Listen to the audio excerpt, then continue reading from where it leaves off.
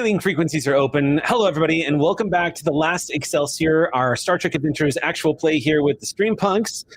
We've got a pretty action-packed... Well, I shouldn't say that, because honestly, there have been so many moments running Star Trek Adventures where I was certain it was going to be an episode of action and violence, and then either everybody made friends or somebody got away and convinced the people that they ran from that there was like something else happening over there. And then that was the end of the episode. So I'm just not going to say anything in hopes that there is a fight, because that's what Star Trek is all about, fighting. No, I'm sorry. I'm sorry. I was reading a lot of the J.J. Abrams playbook tonight. So we're going to move off of that. Is that where the lens flare's coming from? All right, time for the gratuitous topless scene. There we go. Let's go. Alt even needs subs. Let's go. Yay! Subathon, here we go. Yeah, so we're going to go ahead and kick things off real quick. I'm going to start off. I've got two announcements. The first one is a little more important than the other one, but the first one is this month on the 28th, the next issue number 3, the first from last issue of Stranger Things and Dungeons & Dragons: The Rise of Hellfire from Dark Horse Comics is coming out on the 28th. Jody and I wrote that. It's the origin story of Eddie Munson. So if you like Stranger Things and you like Eddie Munson, and if you have red blood in your veins, then the answer to both of those questions is yes. Go check that out. The next thing I was going to announce is just answer a quick question that was asked on the Discord over on Althaven today. Why does Eric roll digital dice as opposed to physical dice? There are two reasons for this. One, because I have very little room on my desk when I play remotely to roll physical dice. And too often I've watched them bounce and become floor dice. So no. And then the second reason too is just because I have roughly 8, 10, about 14 tabs open on my screen when I'm running this game, from PDFs to tabletops and everything else like that. It just really helps when I have a log of everything that was rolled when I was rolling everything. So that's why. Okay, so with that being said, the last thing to announce, just to give everybody a heads up, is that Peaches, our new resident sentient, the 25th century version of Florence the Medical Bot, is now going to be has been made into a supporting character. This is an unlock fulfillment from our fundraiser. I made Peaches this morning with our audience over on the League of Whimsy, my personal streaming channel, but that is going to be going up on the Coffee and the Patreon. I'm just, you know what? Because he's in chat right now. The only reason why I was holding off on posting that for everybody to use at their disclosure is to, yes, that one, heat filter. The one you see, yes, that one. Yes, that one, yes. So, yeah, I will be posting that now that I have permission from the artist. I will also be posting the art the Geek Filter made for Peaches on the character sheet itself, so you will all have a reference. So that'll be going up on the Patreon and the Coffee tonight. The character sheet is already up in the Discord, so the nice snazzy version will be going up on those two things. So thank you, everybody, for supporting us. It's another fun unlock. Okay, that's all I got. Anybody else got anything to announce tonight before we start? No? Okay, but this better not be the show happening in Michigan or wherever the hell this is. What do you got? No. We're saving that for a fundraiser. Don't worry. God damn it. Now I have to actively not think about it. Oh, hey, everybody. Tomorrow we have a new episode of Bam Eats Evil called Close Enough. You will see a new villain introduced that gets his hands a little dirty. If you want to know more about the villain that you'll be seeing tomorrow, that will be in the pull list episode that will be coming out here next week, but you can see it this week if you support the Coffee. That is it. Bing, bing, bang. Okay. Thank you, Nora. Anybody else have anything they want to announce before we jump into the game tonight?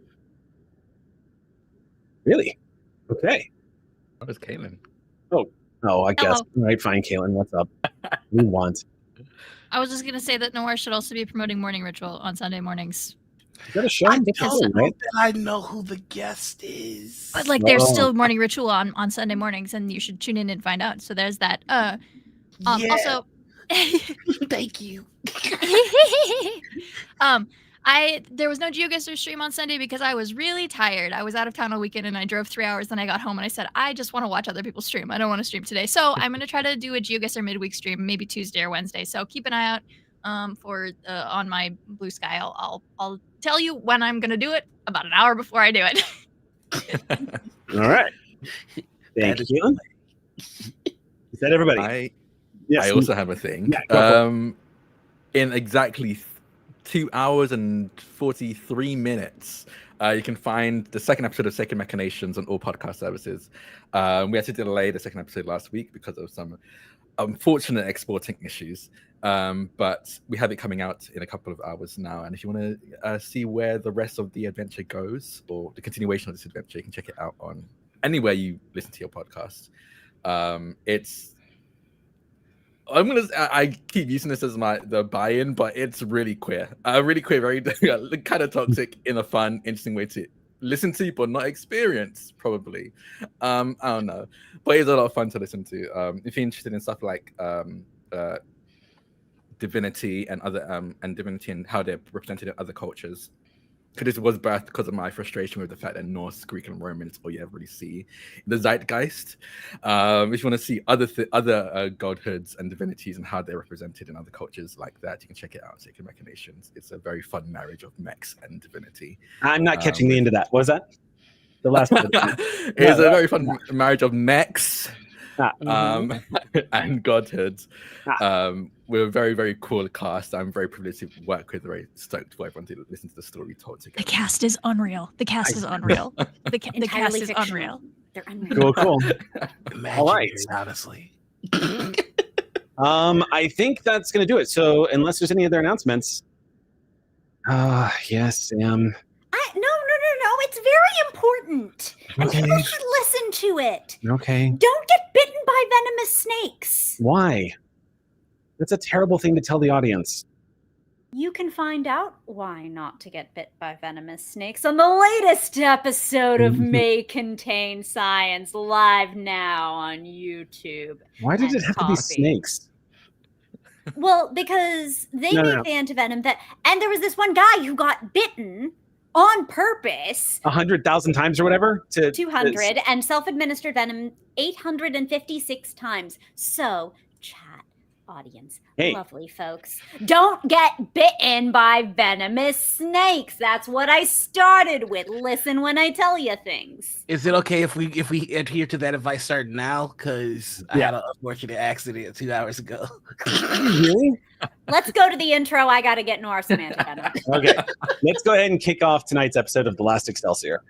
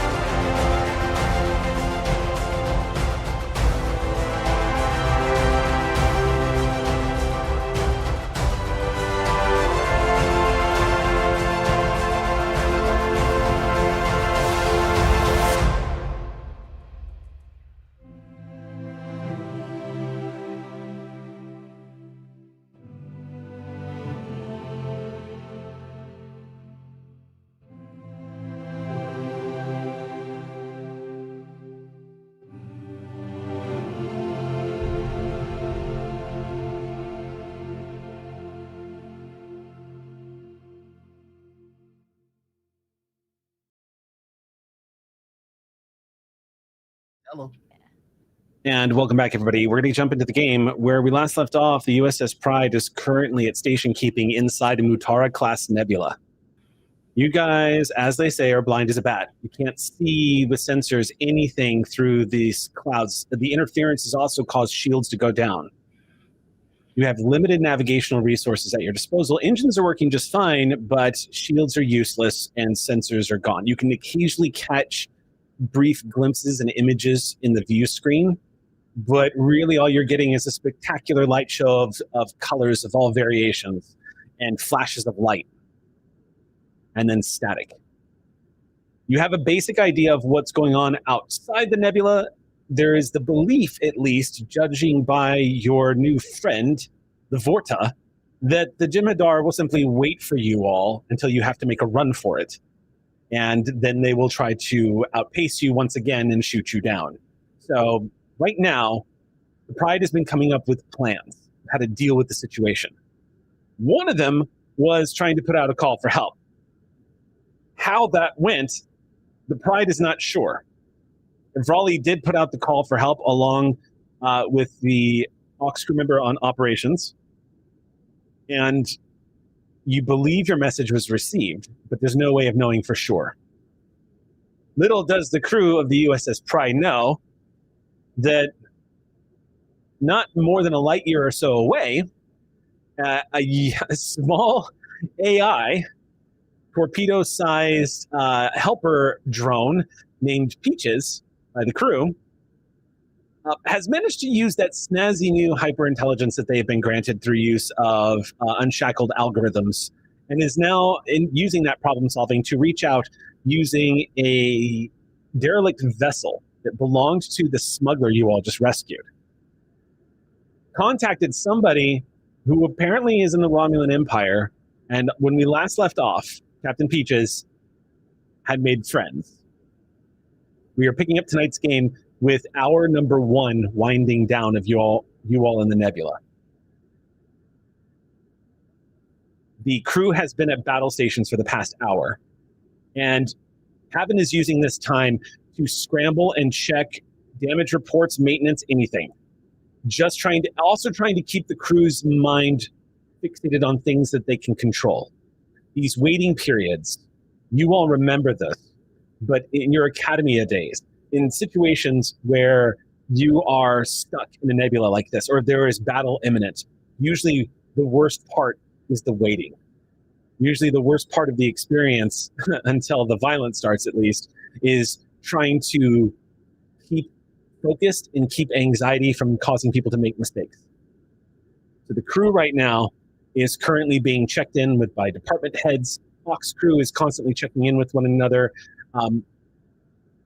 Dr. Conway has coordinated with all of these sick bays on the multiple decks, including main sick bay, of course. Right now, the ship is as ready as it can ever be. And you all continue to wait. Now, there was discussion, if I remember correctly, of possibly sending out Griffin Wing to scout. Because if anybody can zip in and zip out of the clouds and get a look, to basically pull a Starbuck and peek out of the nebula to find out what the situation is out there, it's Griffin Wing. You guys do have a stealth Griffin. So we'll go ahead and start with this, because when last we left off, that was the last action I heard you all discussing you were going to take. I believe they went down to like stations, but they weren't leaving. I don't know if we had a. I don't think we had a launch plan yet. Not launched yet. They're sitting in cockpit.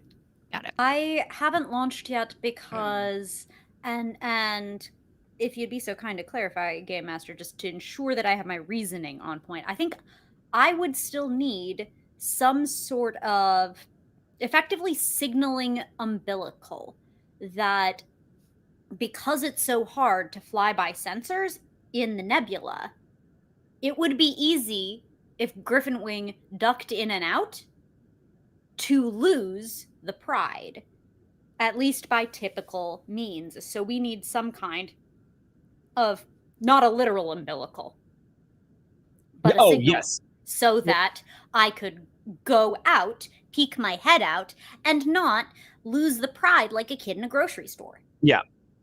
So Santos has a suggestion on this. Well, don't just keep it to yourself, Santos. Santos sits down on the just floor of the deck while the rest of Griffin Wing kind of gathers around like he's a kid that has a spider he wants to show everybody at the playground. And he pulls up the data pad, taps on it a few times, and he holds it up and he goes, "This is the best I can do right now. But what I was thinking is we could either use a small network of probes to literally create a breadcrumb trail from the Pride, like from grandmother's house to where you're going. Does that make sense? So you would leave a couple of these lingering behind you. The only problem with this is I don't have an exact. I have a rough estimation of how long they can last out there, and also the range. I don't know how many probes you'll need to drop before you get to the frontier of the nebula itself. So my suggestion is we take a couple of shuttlecraft and follow Griffin Wing. We make it about here. And he draws a line. He says, we take 3 shuttlecraft to follow Griffin Wing to about this point here. This should be, judging by our propulsion and our estimations, this should be a little over halfway to the boundary of the nebula. From there, shuttlecrafts are going to turn back and immediately head back to the Pride. These are going to be activated. Griffin Wing takes the rest on the way. If my estimations are correct, judging by how many kilometers we've traveled since we entered the nebula, we might need something close to about 12 probes. Just to compensate. Technically, we only would need 6, but I'm going to say 12 because I don't know what this nebula is going to do to the probes. And the signal they have is going, no matter what we do, it's going to be weak. All right, so we can do a leapfrog protocol, see how far we can pull this till it breaks, see what the distances are so that we don't lose sight of each other. They're just baby birds, Santos. I look over at my pilots. Yeah, you get some side eye back, but a few of the operational aux crew members who are going to be flying the shuttlecraft are asking questions. One of them pipes up and says, "Sir, what do we do if the Jem'Hadar enter the nebula?" Well, I'm glad you asked. I do have a couple of contingency plans in place. Keep in mind, I'm not a CAG, so you should always defer to this one here, and points directly at you, Cadence. Oh, no, please. Shuttlecrafts can't stand a chance against a Jem'Hadar attack ship. However, keep in mind, no one, and I mean no one, is going to have use of their targeting systems when they're inside the nebula. So, you've got a little bit of a chance before you get swatted like an insect. But if you find yourself facing down an attack ship, he pulls up the data pad and punches it and says, focus on staying within line of sight of one another. Do not cluster. You cluster, now it becomes easier to hit you. And the Jem'Hadar have better sensors than we do. Worst case scenario, treat the USS Pride like she's the horizon. Always keep your eye on it. Okay? That's all you got to do. Worst case scenario, follow the probes back, stay close together, make it to the Pride. That's pretty much it. There's really not much else you can prepare for out here. In the nebula, the odds are pretty much even. That's all I got. All right. Team, prep some flight plans off of Santos' idea. I'm going to have a word with bridge crew, see if there's any alternates we can cook up. Maybe keep you from being out there in those little tin cans. I want to do that to any of you. Marceau says, everybody round up on me. We're going to go over this a couple of times. We're going to refine it. No offense, Santos. Santos shrugs and says, I told you, I'm not a pilot. Yeah. You're not a bad engineer. I shoulder check lovingly on the way up the bridge. Yeah, he just... All right. So you take off. Marceau is going over a proposed simplified version of the flight plan with a few of the shuttle pilots who are gathered together. Where are you headed, Cadence? Bridge, I'd like to talk to the captain and to the sensor jock, maybe even Big Bird's engineer. Okay. Maybe there's some sort of... They're always coming up with cool toys. You give them a chance, you say, I have this problem. 20 minutes later, like, no, you don't. And also, this can make you breakfast. And you know what? I'm going to stop off with a replicator on the way. A replicator? So where's your first stop? Obviously the replicator, but like, who are you talking to the engineer first then, I guess? No, probably bridge for the sensor jock, because in order for an engineered device to work, you'd need to know what frequencies or other signaling could pierce through a Mutara nebula to use as a signaling umbilical. And you know who would know all about the particles and spectra that are relevant to that? Yeah. So I'm going to go talk to the sensor jock first. And also, brief the captain on the plan, see if that goes over clean, or if you'd prefer not to have all of our eggs in one nebula. All right. Because they're not even baby birds yet, the shuttle pilot. They're just, upstairs. All right, so you head back to the bridge then. Real quick, is anybody else doing anything that they want to put out there now, or? Yeah, I think Jaren wants to get together with Taeyeon and Taveen. Okay. And I think he's kind of pulled the two of you aside. Captain? We're in a holding pattern now. And as it stands, we are at an impasse. But eventually this is going to break. And if someone does not come, we are going to need a way to save ourselves. So, Taeyeon, what can you do? What can you do in this moment? Do you have any ideas? We don't need to win the war. We just need to win the fight. Do we have enough stopping power to give them pause while we get away? If we can get in a good position where I can get eyes on them, I think I can release. Give us some time to run. In this nebula, you won't have the assistance of our targeting systems. I know, Captain. That's why I said I need eyes on them. It'll be difficult, but I think I can do it. Taveen, can you get eyes?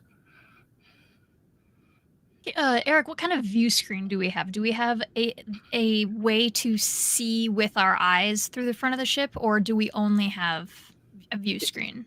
The view screen is the view that the view screen is giving you is pure static. It occasionally will fluctuate, so you can get windows of what's going on outside the ship. But it's still very much, as everybody knows, referencing Wrath of Khan, which is what the Mutara Nebulas are named after, a very famous battle at the Mutara Nebula. It's the same situation where you will see static and lines playing across the screen. You'll have brief moments where you can see a little bit outside the view screen, but... So we don't have access to like a windshield in any capacity. It's just a screen that let me we put it, would rely on. Pretty much. Cool. Let me also put it a different way. When it comes to like firing weapons, there is no ship assist roll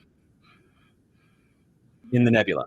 And when you are navigating, that's fine, but you don't have any visuals is the only problem. So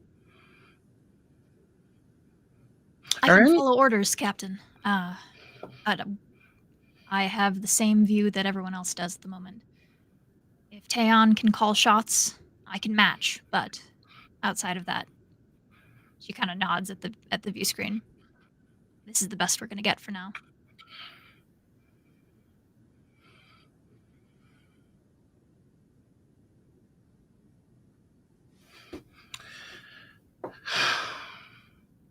Very well. I think we need to bring Commander Cadence into this meeting. Oh, are all of you having a meeting without me? Speak of the devil. Oh, you're too kind, Captain. And they just flop down with a replicated stack of, like, Eggo waffle style things they're working on. I didn't bring any for anyone else who wants some. Just thumb at the replicator. Not just yet. We were talking of the means of which we will save ourselves if we continue to hear silence from our allies. I'm in favor. Yeah, let's save ourselves. Downstairs, we're working on trying to get the wing to be able to see each other and link back to you. Certainly could use a little bit of your strongest nerds to that effect. It's got to be something better than sending 100 probes and 800 shuttles. The number was different. I think you'd have to check with Santos. But what's going on up here? What made you think of me? Echo. A jab. A lot. Forward hand punch. Peekaboo offense. You keep your fist extended in front of your opponent, confuse them with jabs, and while they're waiting for the next jab, you hit them with a hook. Right now, we have our fist in front of the Jem'Hadar. They can't see us. They don't know what we're going to do, and they're waiting for a counterpunch. They're looking to bite at the first thing that moves out of that nebula. I was planning on that being me, sir. I was hoping that it wouldn't have to be, but it may just be. It's 2 light years in diameter, sir. There are very few exit points I would not be well outside of meaningful engagement range. Let me take a look around. Let me dance the borders. Just wouldn't be able to easily find you back. If we have a way to signal to each other somehow, could bring him back to you. Or just get shot and exploded. Also an option. Well, I'm pretty sure by now you realize we won't let that happen, no matter how much you keep trying to make it occur. Sir. They couldn't outfly me. How about we don't find out? So, what'll it be? Lead them on a merry chase back to you, distract them, and you come in with the right cross, or a secret third thing?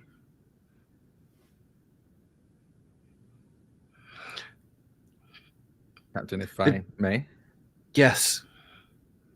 I think the best idea out of those is probably to have you lead them to us. I do think if I can get eyes on them, I can slow them down if I get a lucky shot, especially if we take advantage of the fluctuating shields our water friend managed to inflict on them. I could deal some serious damage, enough for us to get away at the very least. If we know they're heading, we can haul ass. We can haul ass out of the nebula while you haul ass into it. But that would require you to acquire your target extraordinarily quickly, Teon. If we miss, we're caught with our pants down. I can do that, Captain. How do we sweeten the deal? If I were they, I wouldn't go chasing after a little bird and risk the big one escaping out the other side. I wouldn't take my eye off the ball if I were they. We'd have to make it too enticing. Do we have a copy of Jin's signature, and could we spoof it on the ship? That's the one thing they can't. They keep bragging about how good their sensors are. Why don't we... Trail to follow. Should I bring in the, just heads? Shaking the head toward the bridge? I think that might be a good idea. We make Oi, sensor jock! You've got to stop calling them that. I know when they I stop think being they a jock. I think they like it, sir, actually. So you're sticking your head out of the captain's ready room and calling out? Yeah, it was really just an oi! Raleigh just looks over from their station. What? Sorry, who? Oh, You! yes. Is there another sensor jock on this bridge? No, I didn't know who was talking. And they get up and start heading over to the ready room. Do my usual, just like kick a chair to like, you know, you don't pull it out like it, like, you know, A courteous human. Raleigh looks at the chair and says, "Thanks, I've been sitting a lot. I'm just going to stretch a little bit. Stiff." Would you like an interesting assignment, Raleigh? More interesting than the one I already have? Yes. Sir?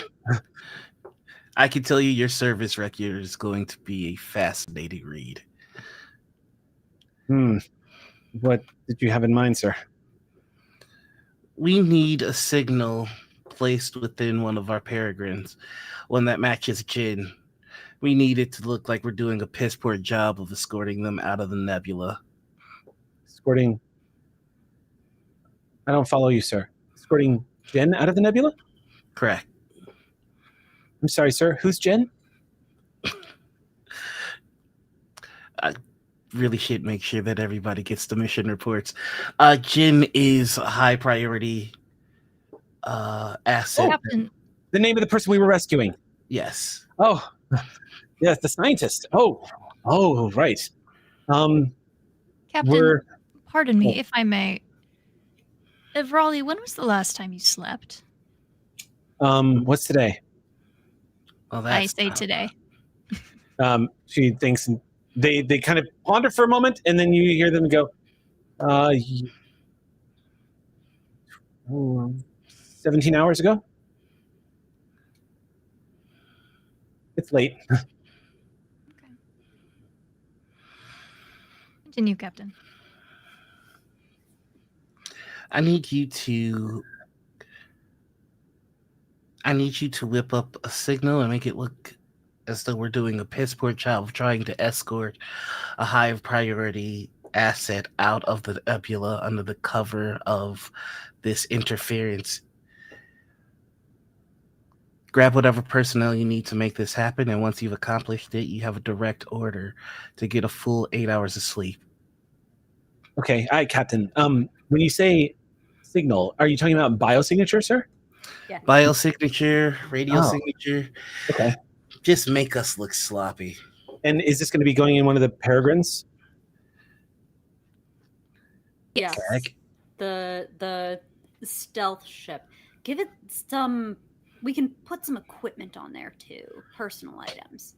Really sell it. Dr. Conway, can I get your help with this? And Dr. Conway nods, of course.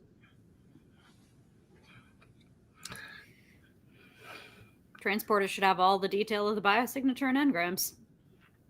It's just the Jim'Hadar are really, really good at spotting decoys. I want to make sure that this is as spot on as possible. To be better. We have the added bonus of the nebula itself already making things difficult for them, so lean into that if you need to. All right. Well, I'm going to go get on this now. And that is if I'm dismissed, sir. Sorry. You are absolutely dismissed, and I would like to spend an ox point to activate Raleigh. And I'd like to spend another one to activate Conway, too. Let's give Raleigh some help. Yay. I rolled a 1. You can only activate one a scene. One a curses. scene. Never mind. Yeah, so you'll have to pick between a Raleigh or the dog. It's definitely One, going I can tell you who would probably be the most helpful to activate. Because Raleigh does have a mighty powerful set of skills here, but for what you were attempting, it might actually be better to have Conway to take the point on this and have Raleigh back them up. That sounds good. Let's do it. Okay, so let me. Okay, get ready. Get ready. You can't do it before. I said mean, exactly we're when. going to count it this time, but you have to the roll 4. What's the D12 Okay. roll? I rolled a 1. Kai, thank you so much for that ox point for activating Dr. Conway. Okay, so I'm going to roll for Dr. Conway here, and we'll get an assist. Let's see, this is going to be if somebody would like to roll for pride. Only if they say it. I'll do it. Roll pride. Oh, I rolled a 5. Okay, so the prides, if I remember correctly, as much as we love our old grandpa, Oh, we have nothing that is 5. I was going to say, I don't think the pride has a medicine department of 5, unfortunately. Oh, no. It's 1. So you won't be able to, yeah, you guys have, this will be computer medicine So you, it's actually the Should be a weakest. success. Just for it. Yeah, it's a success. You needed a 9 or lower, so you nailed it. But yeah, that's interestingly enough, computers medicine is the Pride's weakest 2 stats. So, but you all still are going to get the assist. I just need to roll for Conway here, who has a very healthy score. So this is going to be, I'm going to say this is going to be a control medicine check. And because Conway is doing, to do this, I'm going to set the difficulty at. Oh yeah, our medicine sucks. It's pretty challenging trying to dupe the Jim Hadar. I'll set this at 3. I just looked in the cast Discord for the check. Let's see.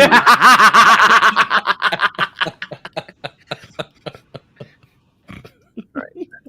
Trying to win 2 tests. Oh, that's good. Okay, so how many successes? You got 1? Yes. That's 3 on the dot. That's not even rolling for the assist from Raleigh, who I'm going to roll now. Raleigh has a science score. Roll nerd. It is very healthy. Okay. And like their sleeping habits. Science, and then I'm going to say, yeah, this will be a reason science check for Raleigh. See if Raleigh gets that, because then you guys can get some momentum. That is a success. You gain 1 momentum. All right, that puts us up to 2. Yeah. Now, just a quick rule on the board. Technically, NPC characters like this cannot produce momentum, but because it's an assist to the support character, I'm going to allow it this time. So go ahead and start throw out 1 momentum for that. And yeah, wait. Oh, you know what though? Hold on. You know what? Fuck it, because this is something that Dr. Conway would totally do. Conway's going to call upon her value, which is going to be the mission parameters that you've set. So she's going to call upon the value to get a critical success for this, which is going to add an additional momentum. But she's human, which means she gets the Faith of the Heart species ability. When you use one of your values to spend determination, you also may add 1 momentum to the group pool, so you gain another momentum. That's why my start playing games party keeps saying Faith of the Heart. Mm-hmm. Like where does that come from?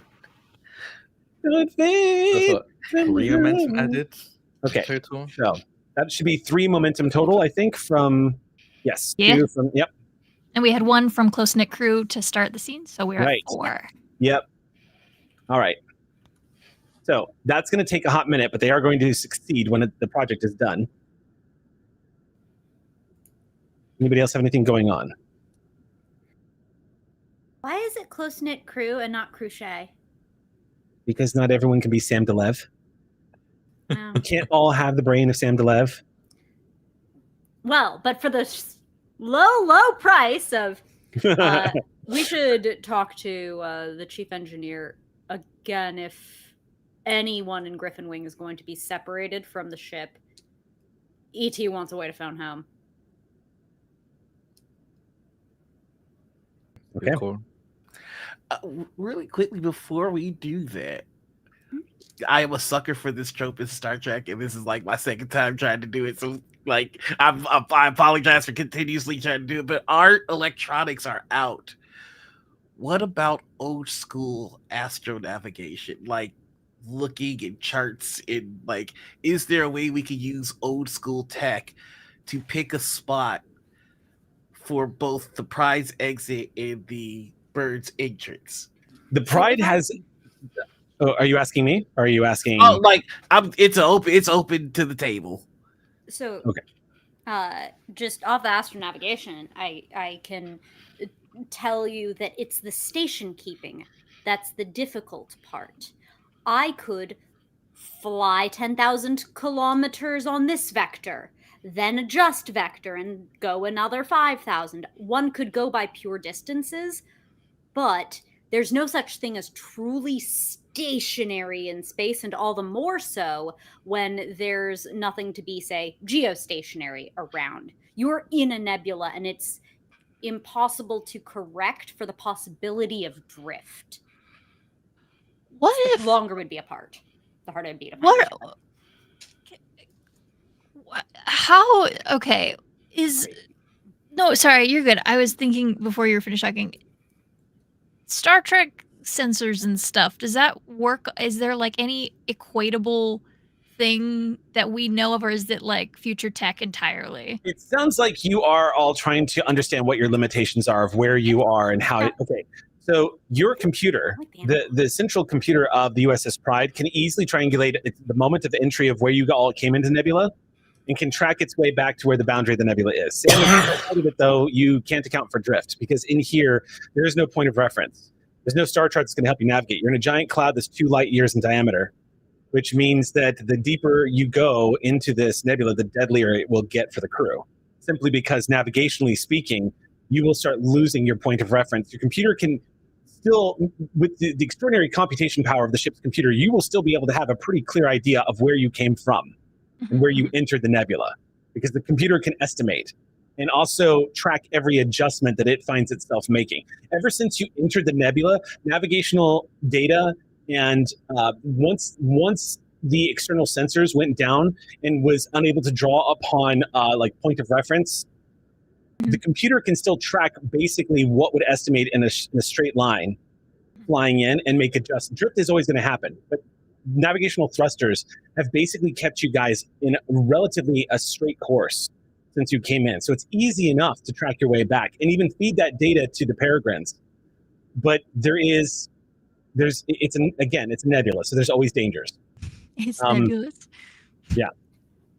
How different are what we use in our sensors to, say, like radio waves or sonar? Yeah, it's not like sonar or radio waves. It uses there's actually a technical manual that kind of goes into a technobabble description of how sensors work in Star Trek.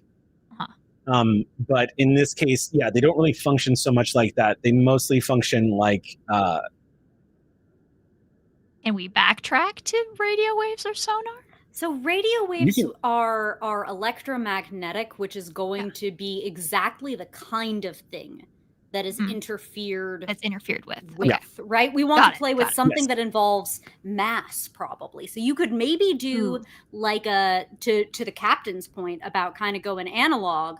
That's what I'm trying to figure out how to. But with grav pulses, because grav waves are a function of mass, not of electromagnetic spectra that could be interfered with, or kind of. If we think about sonar, the interstellar dust could cause the field to kind of like you end up losing signal because it's not going to necessarily propagate consistently in an inconsistent density that changes. Got it. So maybe there's old school, but make it grav. What do you think, Captain? I think that's exactly what I was looking for. It would not be like sonar, something like that wouldn't be subtle. Anyone would be able to pick up an active grav pulse, much like anyone could pick up an active sonar pulse in the old Wet Navy days. I will just head this off and say the problem still is detecting your own pulses that you send out. Because the Mutara Nebula itself is made up of dust and ionized gas. And that fundamentally interferes with your ability to sense anything outside of your vessel. So if you sent out any kind of pulse, like a sonar ping, you wouldn't even necessarily be able to detect it coming back at you when it got back, because the systems on board the ship rely primarily on sensors. I'm talking about send, not a bounce back. Yeah. Oh, sending out, there's a shot. There's always a shot at that. But dust and the dust cloud and the ionization gases, the electrical storms that take place inside of Mutara Nebula, it's really a roll of the die. You could get something out, yes, but it's another way to draw attention. Mm-hmm. Captain, whatever we're doing, we should do it. We should make moves. Yeah. Okay. Well, we have We have our plan. Good old fashioned peekaboo. Do my best, sir. Very exciting. That Right. means that you and your fighters are going to take the lead on this. Aye, sir. Commander, I am giving you an order to come back in one piece, you and your team. I'll do my very best, sir. Okay. Honestly, I feel like you think I want to come back in multiple pieces sometimes, all of you. I'm going to eat a waffle. Have you seen you fly? I hear it's a hell of a view, sir.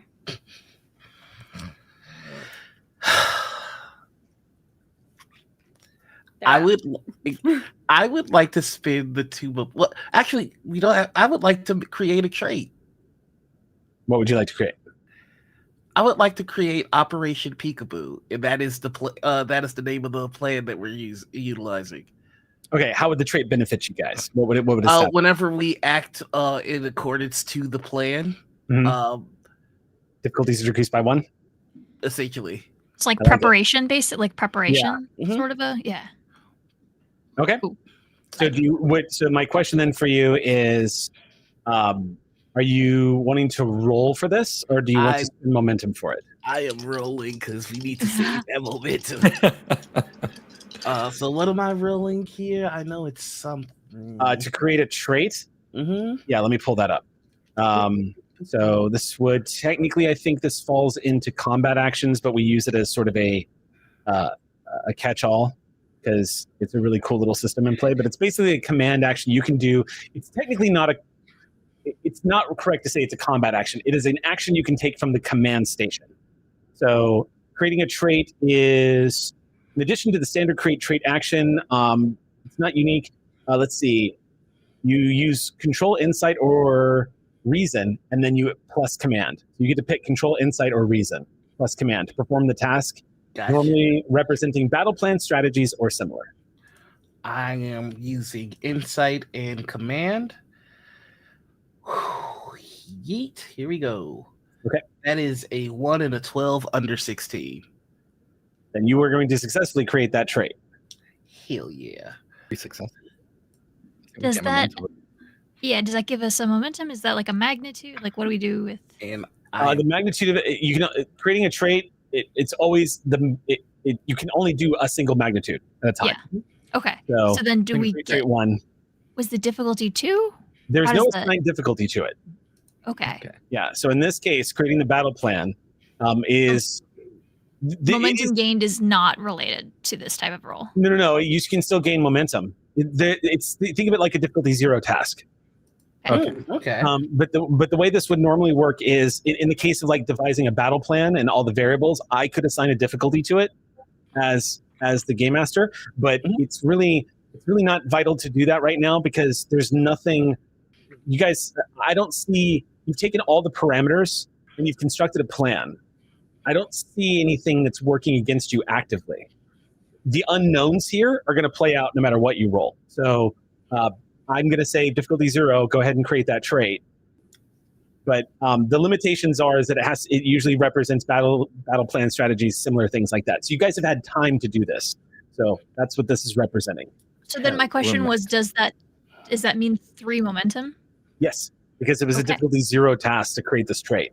All you had to do is succeed. We have a floating momentum then, if we would like to spend it on and obtain information or something? You can do an obtain information if you want to try to develop any further like anticipation of what they're doing, if you want to like look around the nebula, whatever you want to do. I think we should give this to our CAG pilot. Our CAG. What questions do you have? Because you're beginning this. I am going to be sticking my head outside the nebula and hoping it won't get blown off. Yes, that's true. So with that in mind, and given that I have fairly extensive experience in combat tactics against the Jem'Hadar, what could I reasonably anticipate is their tactical doctrine right now? How deep do you want to go with this? Are you looking for their overall What you think? I have one floating momentum worth, is what it sounds like. So that much information. Exactly one momentum, a metric momentum. So you want to know tactically how? Okay, so you're finally asking yourself the big question: what would the Jem'Hadar do in this situation? I mean, I think I have been, but yes, yeah. Well, you really haven't. You guys have been trying to anticipate them waiting around outside the nebula based on what the Vorta has told you. But no one has actually actively decided to start strategizing what they anticipate the Jem'Hadar doing without that information and how they view it. This is you doing that now, being like, wait a minute, I have all this combat experience flying against the Jem'Hadar. What do I think they're going to do? Not what the Vorta is telling us. Because y'all have been really building your battle strategy around this Jem'Hadar vessel waiting for you guys and trying to open fire on you when you get out. So in this case, Cadence, we'll say you are going through the flight checklist in your Peregrine as you're thinking about this, thinking about all the times you flew against the Jem'Hadar. Let me just look at obtain information real quick because I want to make sure that I don't, as I am prone to do as somebody who has ADHD, overshare. You asked the Game Master a single question about the scene, which the Game Master must answer truthfully. Okay. So you've asked, what can we anticipate from the Jem'Hadar battle strategy here? Okay. The Jem'Hadar followed you to the edge of the nebula. You guys managed to successfully get inside. And you know they didn't follow after you, which tracks, because that's what the Vorta said as well. Why would they? Because the odds would even, there's no way they could keep up with you inside the nebula. And though they are fast, deadly, and powerful, they do not have anywhere near the structural integrity of the USS Pride. They're not a battleship. They are like a picket ship. They're good at flying around and destroying bigger targets. So it doesn't make them any sense to try to chance the nebula, even though they do have highly advanced sensors, so they might stand more of a chance against the Mutara nebulas. However, you know for a fact from war games that the Jem'Hadar did not stand any better of a chance in a Mutara nebula than any Federation ship. And this became a vital tactic during the war. So what would the Jem'Hadar do? Let's assume for a second that these guys are also tactically brilliant, as in your experience, most Jem'Hadar were. What would they anticipate you doing if they weren't entering the nebula? They knew you couldn't stay in there. They know you have something that they want. What would they do sitting outside the nebula? Like, how does this stalemate end? How do they try to gain advantage? And what are the variables? The Jem'Hadar have done nothing but surprise Starfleet. They were not like fighting the Klingons. The Klingons were very brutal and straightforward, and they were tactically brilliant, sure, but the Jem'Hadar fought on a different level that put the Federation on their back heel every single time, not just because of numbers, but because of how smart they were and how good they were anticipating. And it occurs to you as you're going through this, Cadence, let's pause for a second and consider for just a moment. Consider the possibility that this Jem'Hadar has the same level of tactical and strategic understanding as your captain. How would Jaren deal with this situation? What's a variable to get what he wants? Like, how would this Jem'Hadar get it? There are two possibilities here that you start realizing. The first possibility is the Jem'Hadar are going to slug this out somehow and rely on their superior technology of sensors to try to find anybody peeking out of the nebula and shoot their asses the moment they spot them. What's more likely to you, though, is you guys have something they want. They can't blow up the Pride, and they can't beam onto the Pride. So how do they get what they want? They either need to take something from you, or they need to find a way onto the Pride.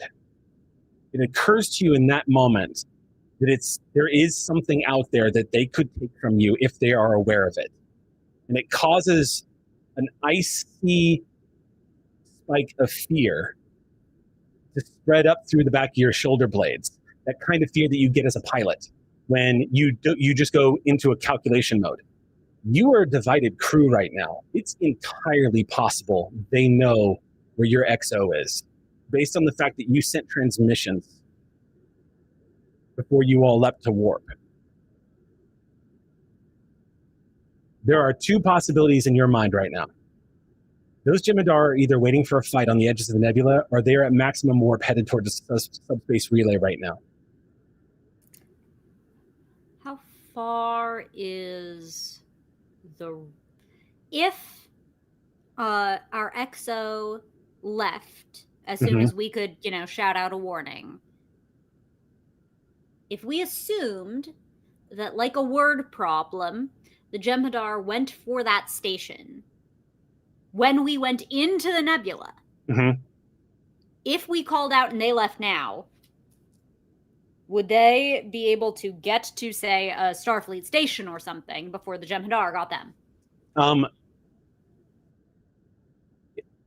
Sorry, who? If who got to the... Hata. So, would Hata be able to... to... The Jem'Hadar have hours of head start going to the station if they were.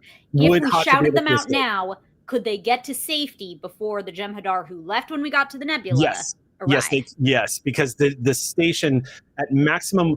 It's going to be a shorter ride for the Jem'Hadar because they outpaced the Pride pretty considerably. But it's still at warp 9.4. It's still an hour away. 3 hours from total, I believe. 9.6. It's still about an hour away for the Jem'Hadar. Yeah, so they I was just saying from what our trip was. Yeah, your trip at 9.4, 3 hours. So in this case, the subspace message would reach Hata, and if the Jem'Hadar had left, roughly at the same time you guys arrived in the nebula, then your subspace message would be arriving before the Jem'Hadar arrived, but only just, if that is their course of action right now. Then Hata's already host, because Hata arrived on a Griffin. Griffin can't outpace attack ship at warp. That's true, but dig deeper into the situation. Because if their job is to come capture Hata, keep in mind, they have a very small... You have an exact number of their crew complement. Yeah. So it's conceivable that Hata could hold out, depending on what the situation is, because she's not alone. She's got a couple of Ox crew with her. So there's variable after variable after variable. In the great words of Admiral Cato, more data is required. But those are the two scenarios that you can see strategically that the Jem'Hadar would be doing right now. They're either looking for a way to outmaneuver and outthink whatever it is you're trying to do, which they are capable of doing, or they're on their way to that subspace relay station. You know what I would do? I'd wait until one of those little obnoxious baby bird pilots poked their head out, and then I'd tractor them as a hostage. They did see the peregrines flying around, and they do know that the Pride has scout capabilities. Yep. So that is also a very real possibility. They might be anticipating one of your fighter craft coming to the edge of the nebula and doing exactly what you're planning on doing. In truth, you have entered that zone that your old CO used to talk about all the time. And you really? can I didn't listen to my CO. You can hear the Admiral's voice in your head right now. There's so many times where you and Rollin were doing battle strategies before heading out on a mission, and inevitably overthinking it stepped in. And Rollin would have to remind everybody about over-planning and over-preparing, and the necessity of picking what you think is their best option and rolling the die. Ultimately, it doesn't matter what they would plan for or how they would play it, so long as we're clear on what their objective is. One of the things I learned playing Vulcan chess with my sister is the concept of danger levels. Sure, they have a free capture on the queen, but if it leads to checkmate, they can't take that capture. It's all danger levels. So I'm going to go poke my head out if they're there. Okay. All the better for Hata, and if they're not, well, I'm going... Cadence to Sensor Jock, how's it coming? All right. So with that then, Griffin Wing is going to launch. Did you have anything that you wanted to say as a retroactive scene real quick because you wanted to talk to Pathin, didn't you? Oh, no, that was just to see if there was, well, I guess retroactively, and I don't think it's not, I'm going to clear a new flight plan with my crew, but yes, I just want to confirm with Pathin whatever I might need to do to issue a grav pulse in terms of deflector configuration and so on. The idea being, yeah, I won't be able to get a return on the sonar ping, but if I need to run from the Jem'Hadar, you run back into the nebula saying, Marco, Marco, Marco, Marco, Marco, and just hope Polo's out there. They'll find you more easily for you hollering. Okay. So I just want that locked in. The flight plan I want to log with my wing is we should all try to poke our heads out on different vectors. They should not go out too far until we've figured out their location. Okay. Because, again, I'd yoink them. So don't poke your head out too far. Just kind of... Okay. If they're far enough away, proceed out. And I will do the same from the stealth. Imagine, you know how the Italian job, you had like the 3 different trucks full of money, and you had to look at which truck sat a little lower to know where the money was? Right. I need my birds to be the other trucks so that the Jem'Hadar see my truck is going a little lower, where the lower in this metaphor is the fake signal that we had. Okay. So that's the plan. We'll be all splitty, and worst case, they're gonna have to just come out when it's the all clear.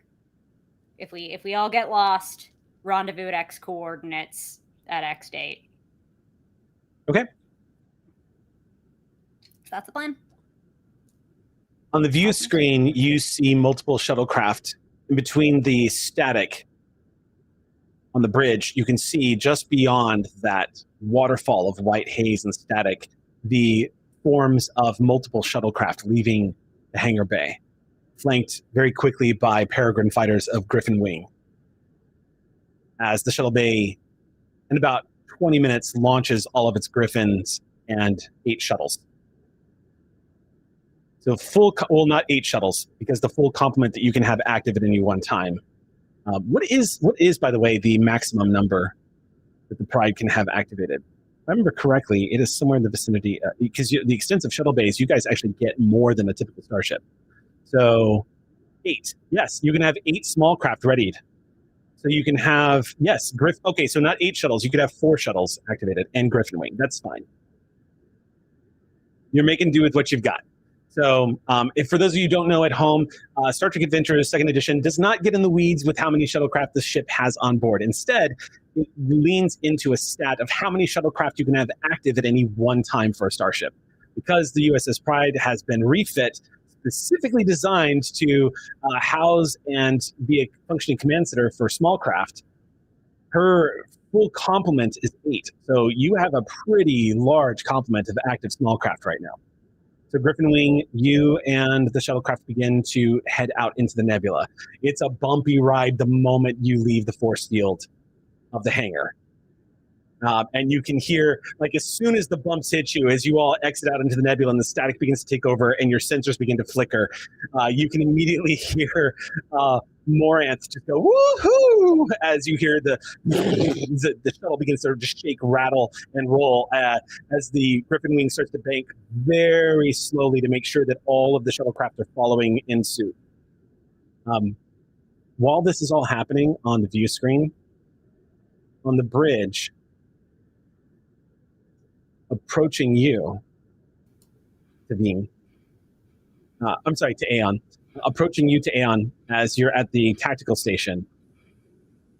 Zarya comes to stand next to you.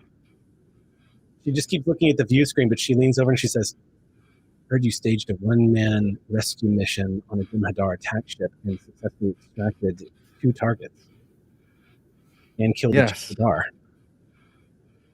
The Jem'Hadar nearly killed me. She nods slowly and she says, "You and I should get dinner sometime." And then she walks away from the station and heads back to her security station. Taeyeon's head whips around to watch her leave. And it is Dorian, definitely very professionally, like nothing ever happened, just approaches her station and goes back to looking at security feeds. the expression is very clear on Taeyeon's face. The blush, not so much, thankfully, thanks to the dark complexion, but it is definitely burning as they focus back onto the view screen ahead of me. It's good. Hey, how good is Vulcan hearing? Yes, how good is Vulcan hearing? I'm just deciding the captain heard that. I know, on the other side of the ship. You're all the way back here. I got a little further to go. Jack, I'm okay with other people have heard hearing that. It's up to you if Tavine heard that. If you look behind you, you definitely see at the very least Taeyeon's expression. Oh, she does. You get like a full you just get very wide eyes and a shrug with a shake of the head. Possibly the highest anyone on this bridge has ever seen Tavine's eyebrows. Yep. And the game, people. All right. Aye, Captain. Outside the Pride, the shuttlecraft line up and start falling into position. Ox crew doing an excellent job of keeping nose to tail as they start forming their line and dropping sensor buoys one after the other. And they reach the point where they stop, and Griffin Wing takes point. You see that they're all following a slightly different flight path, one that you can see that Marceau clearly mapped together for them. She keeps the Ox crew shuttlecraft much closer to the Pride, and then uses one of her probes, her Gidget probes, to basically breadcrumb where another shuttle would be. The rest of Griffin Wing follows in suit, and you guys start edging towards the perimeter of the nebula. Again, the wing is well fanned out. Mm-hmm. Because again, like, imagine this were a real mission. We would want to send us out on a bunch of different vectors to force the Jem'Hadar to choose which one of us to pursue. Yeah. Banking that they're going to do it on a sensors driven basis, we have our little decoy. But they're just on my wing. They're just poking their heads out. Okay. As you start coming closer and closer to the edge of the nebula, right now you have no line of sight on the rest of Griffin Wing. Your sensors are giving you approximations of where they are. But you're all basically following the same flight plan and using the data that you have from the USS Pride to triangulate your there and back again. As you start edging closer and closer to the exterior of the nebula, you start hearing more and more sounds of what would appear to be like nebula activity picking up. It sounds a lot like rolling thunder outside, just lightning flashes as you get closer and closer to the nebula's edge. As you get closer to the edge of the nebula, though, cadence, it's too rhythmic. And it triggers a combat instinct in you right away that something is up.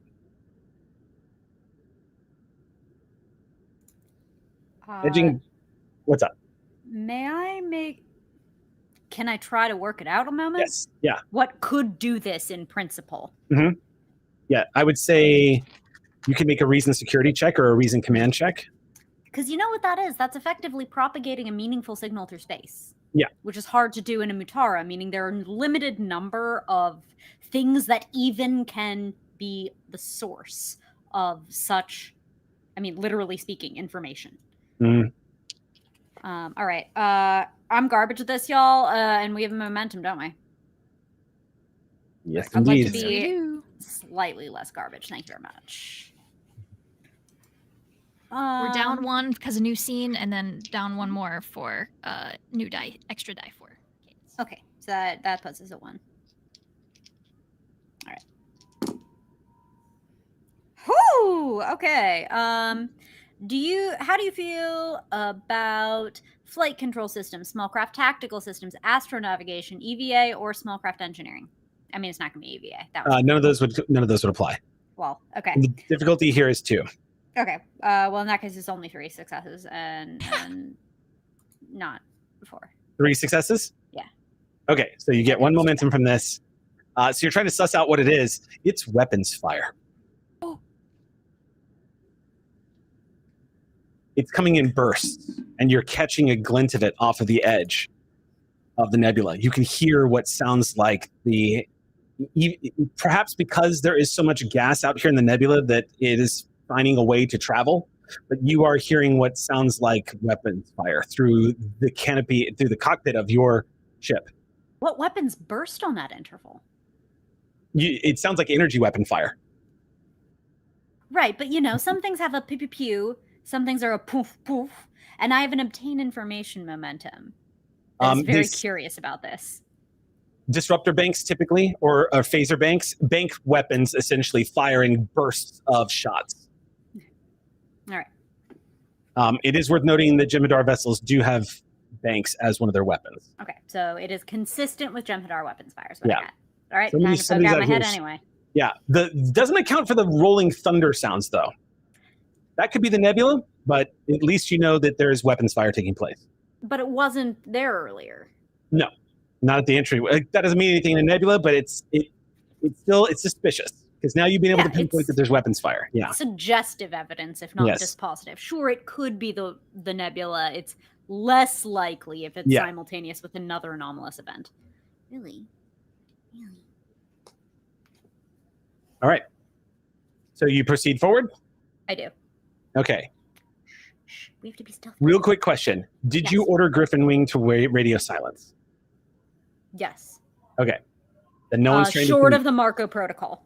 Not that they were going to be able to communicate very well inside the nebula anyway.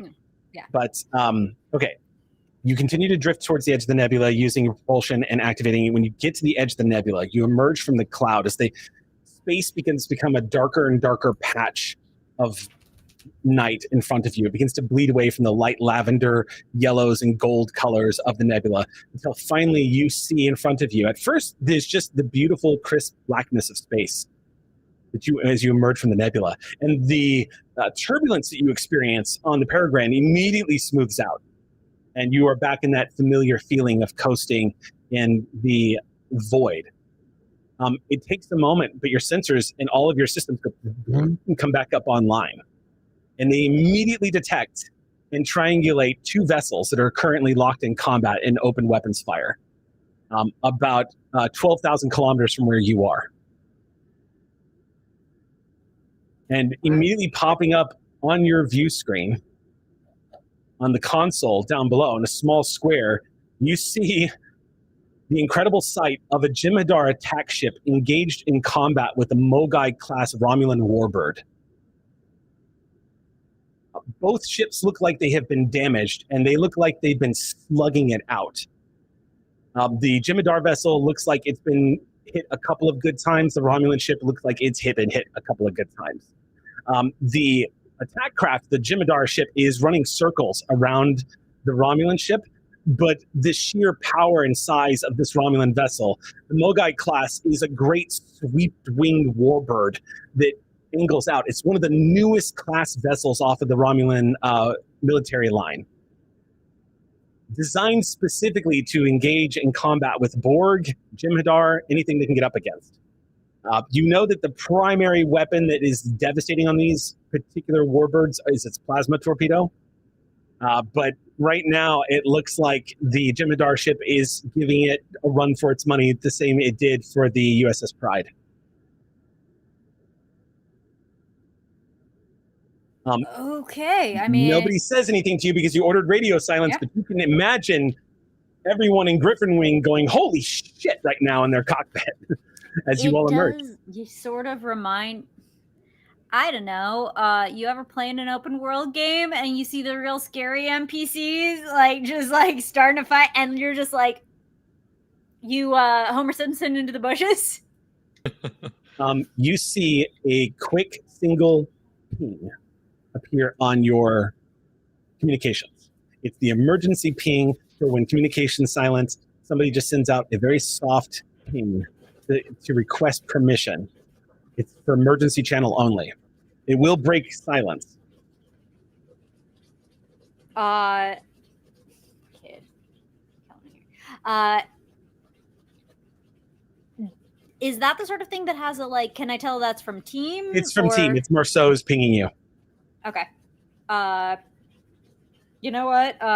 They have a small crew. They don't have time to crack encrypted comms while they're under fire from Romulans. So yes, I will accept the direct message. It's a simple text message that's translated from her verbal message straight to you, and it says words you have not seen in a long time. It simply says permission to engage.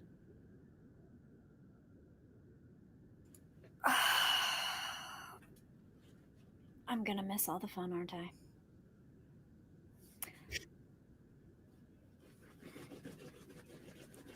Hold pending Big Bird. I'll get her. Acknowledged. I'm gonna flip end over end and follow the yellow probe road. Okay. You impulse it all the way back, blasting past your slow speed and go right back into the nebula. Griffin Wing hangs where it is. Everyone has a dead stop on the proximity of the nebula. It takes a few... back on the bridge of the USS Pride, it's pretty quiet. You expected that to be so. On the view screen in the static, you can see, just kind of keeping as best you can see the static, but you can see the trail of blinking probe lights from the shuttlecraft they're constantly adjusting and using thrusters just in front of the USS Pride. Do me a favor, Cadence. This is going to be at a reduced difficulty, but I am going to need you to make me a control con check. The difficulty is going to be reduced. It's going to be, I'm going to put it at a 2. But I am going to increase the complication range by 2. Okay. So if you roll an 18 or higher, it's a complication. Otherwise, it's just a standard 2 difficulty piloting check to get back to the Pride using breadcrumbs. And, difficulty 1 because of the trait. Yeah. Difficulty 1. So go ahead All and part make of plan, baby. Yep. So go ahead and make that roll, and then go ahead and if anybody wants to roll for the Griffin. Yes, roll disappointment. The disappointment number should be roll it. 8, it looks like. I've had good luck rolling for the Griffin. That's an 8 I'm going to exactly. take that momentum for cool con. Okay. Yes, cool please. with con.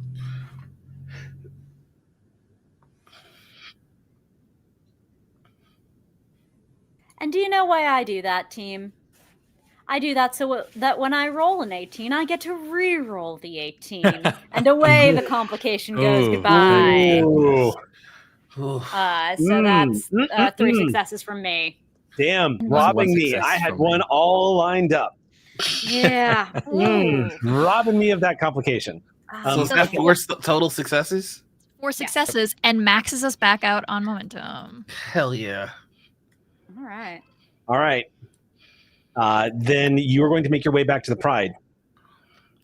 At high speeds, you're able to easily map your way back. You guys cannot tell that Cadence is on their way back to the Pride until the last possible second.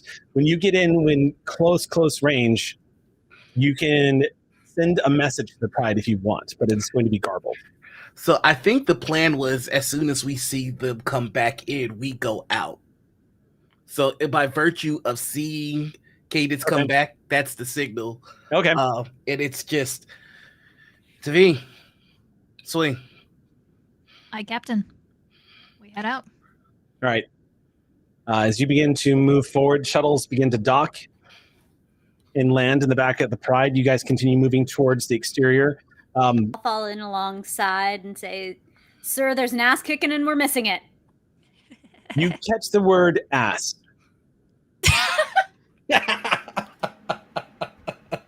Cadence is probably talking about how big our ship is again. Raleigh, tired as they may be, over at the science station, just goes. Is Cadence doing anything? Is there? We don't have view on like we don't have like. You can't see. They'll try to Rudolph to the extent that they can, even if that really is just nose distance. Plus, that means I get to waggle my aft at my sister, and that makes that's what I was asking. I wanted to know if I was getting if I was getting wiggles from them. Yeah, you're getting air twerked.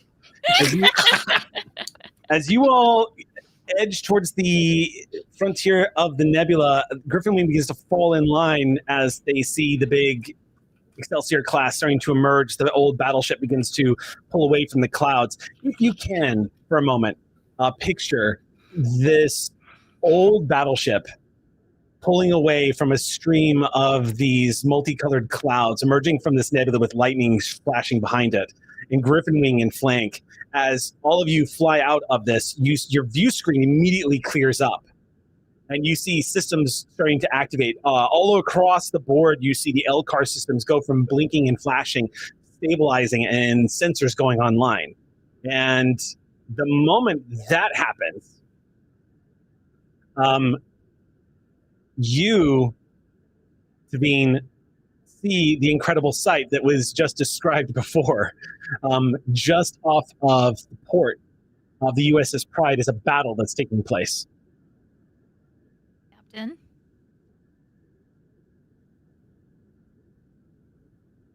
Captain, with help, I think we can take this. Coming up on view screen, it's about 60 degrees off of starboard. Not port, so it's, starboard, and then you guys can see that there is, in fact, a Mogai-class Romulan warbird that is engaged in combat with this Jem'Hadar attack ship.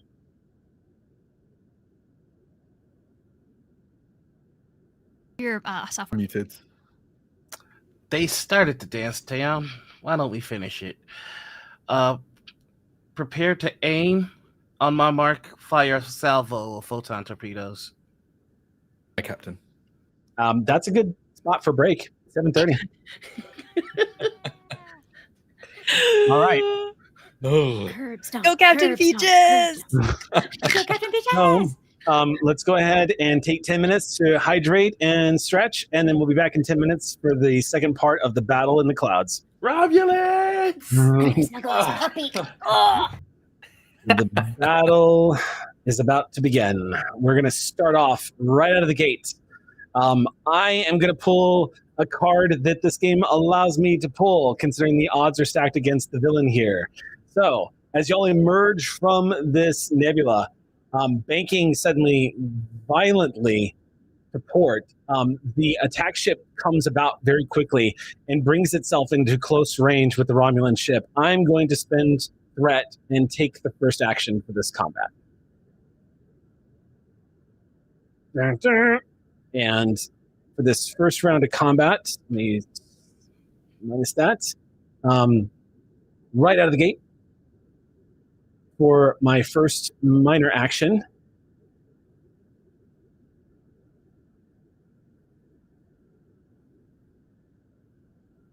ooh.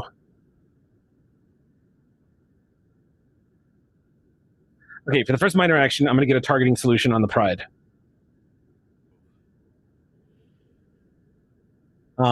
For the major action,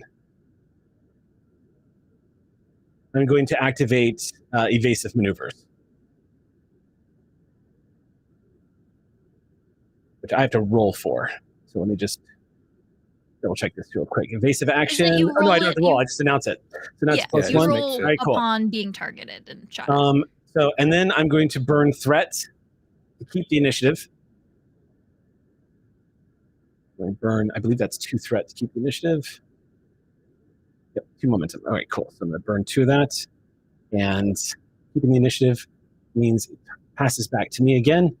I'm going to then use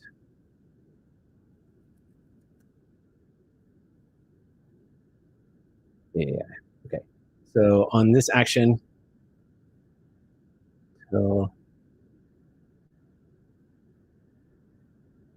Oh, that's what I'll do. I'll use evasive action on this one. So the first action I'm going to do is I'm going to use targeting solution, and I'm going to open fire on the Pride. You guys are technically at long range right now. 12. Yeah, I would say you're at. That would track. Yes, y'all would be about long range, which is going to make this just outside the zone for the.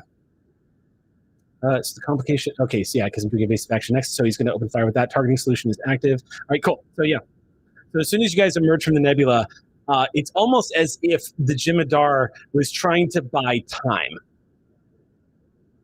And as you all emerge from the nebula, you see two things happen. First, the Jim'Hadar attack ship banks around very quickly and starts running close, dangerously close to the Romulan ship as it's banking as well. As it flies over the top, it gains targeting solution on the Pride, and that's its minor action. And then as a major action, it's going to open fire. And he's going to use his energy weapon to attack. This is going to be the phased Polaron beam bank, which, if I remember correctly, is... Oh, it is medium range. Okay, so this will be increased difficulty by 1. So difficulty of 3 on this. So then let me calculate, if I get this one up, this is going to be weapons, security, and that's to the assist. Okay, cool. So we roll the dice. Coming right out of the gate. All right, this is...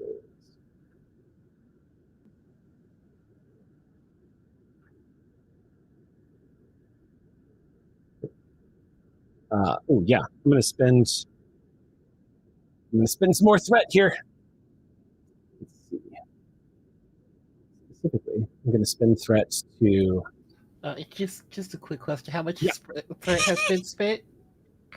Oh yeah, I've hit the threshold by far. Okay, Yeah. Definitely hit the Get it back. threshold. Yeah, we back, baby. yeah. So 1. This is repeatable. So 1. I just picture Noir's determination, kind 3, of like a the 3. Scrooge McDuck pool.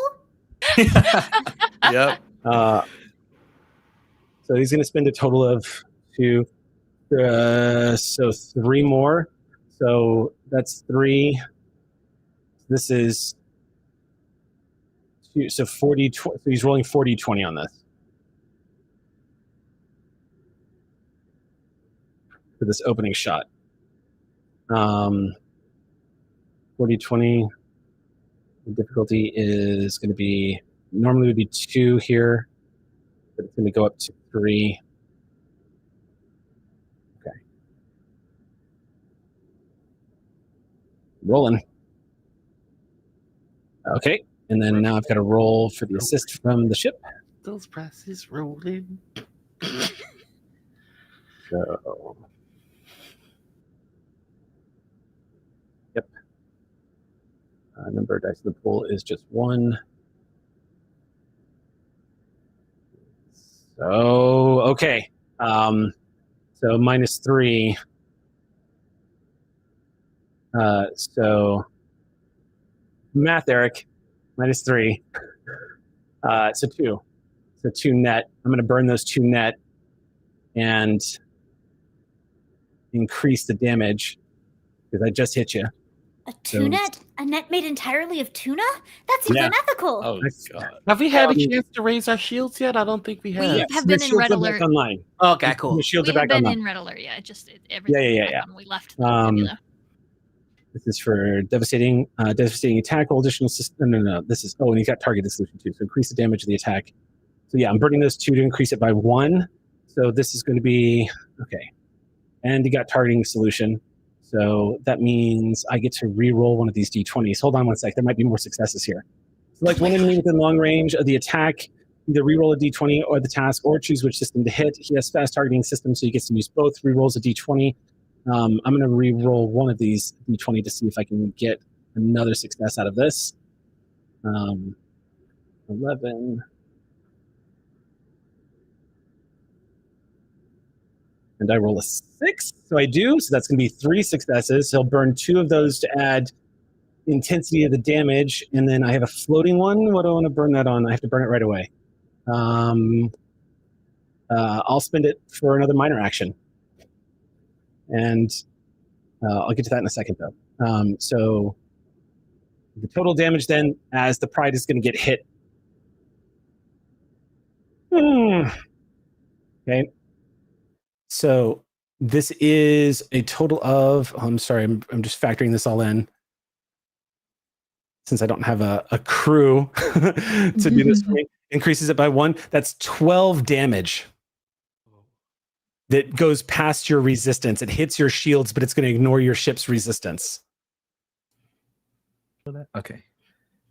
Cool. So the Pride is going to get rocked for 12 points of damage from that phased Polaron beam bank. As soon as you all emerge and the shields go online, this Jem'Hadar vessel banks really hard suddenly and accelerates, flying right over the top of the Romulan ship. Its target changes completely.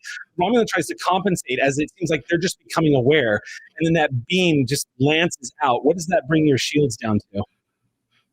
We have 18 normally, right? So it brings us down to 6. 6?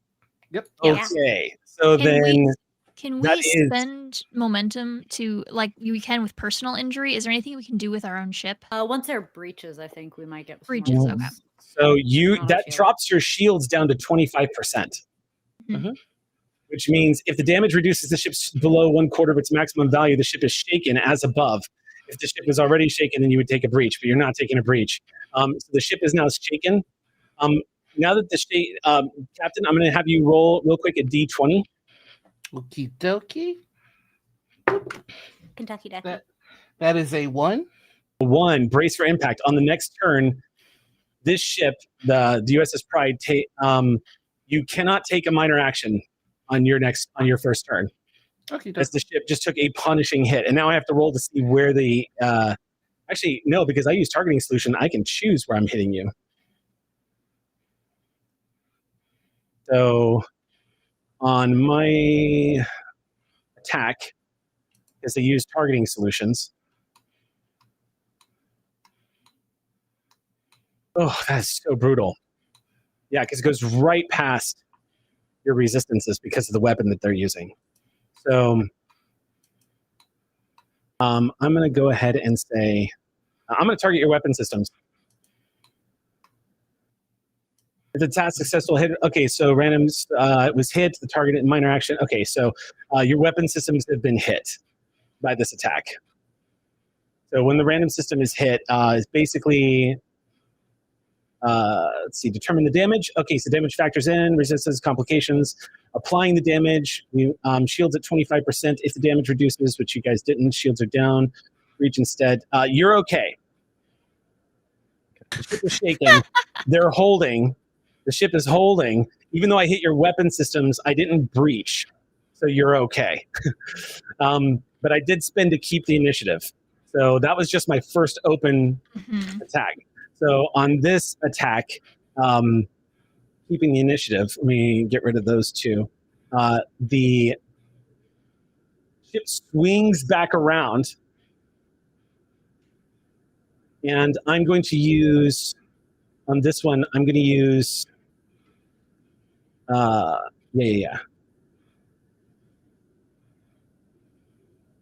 a minor action. Oh, I had that extra minor action. I'm going to use it for maneuver then, before the end of the turn. So it's going to make a quick roll to maneuver. It's going to be plus the, Okay, so just roll. And then, nope, not going to spend for it. So normal is, so that's going to be 2. It's going to generate that. And then it's assisted by this incredibly fast ship. So it's going to be structure con. Roll. This is going to be a single die. And that is, oh, no, just 2. Okay. So then the new turn is going to use the minor action to, oh, geez, what do I want to do here? Oh, you know what? I'm going to use I'm going to use major action to actually do minor action to maneuver again. This Jimidar is going to use a minor action to get maneuver. And then generate. Okay. Yep. You're getting a good chance to see exactly what ship could possibly fly with cadence through a canyon. Okay, so that's an additional. And then it's going to activate, it's going to use evasive maneuvers. Already, as you guys are closing in on this thing and getting into the combat, as soon as that phase Polaron beam bank hits the USS Pride, the ship is rocked.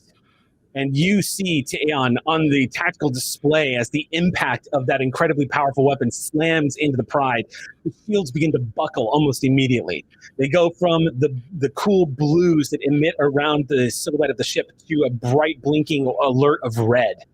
The ship is rocked, and y'all are going to lose your minor action on this turn. It is now going to pass to you guys, though.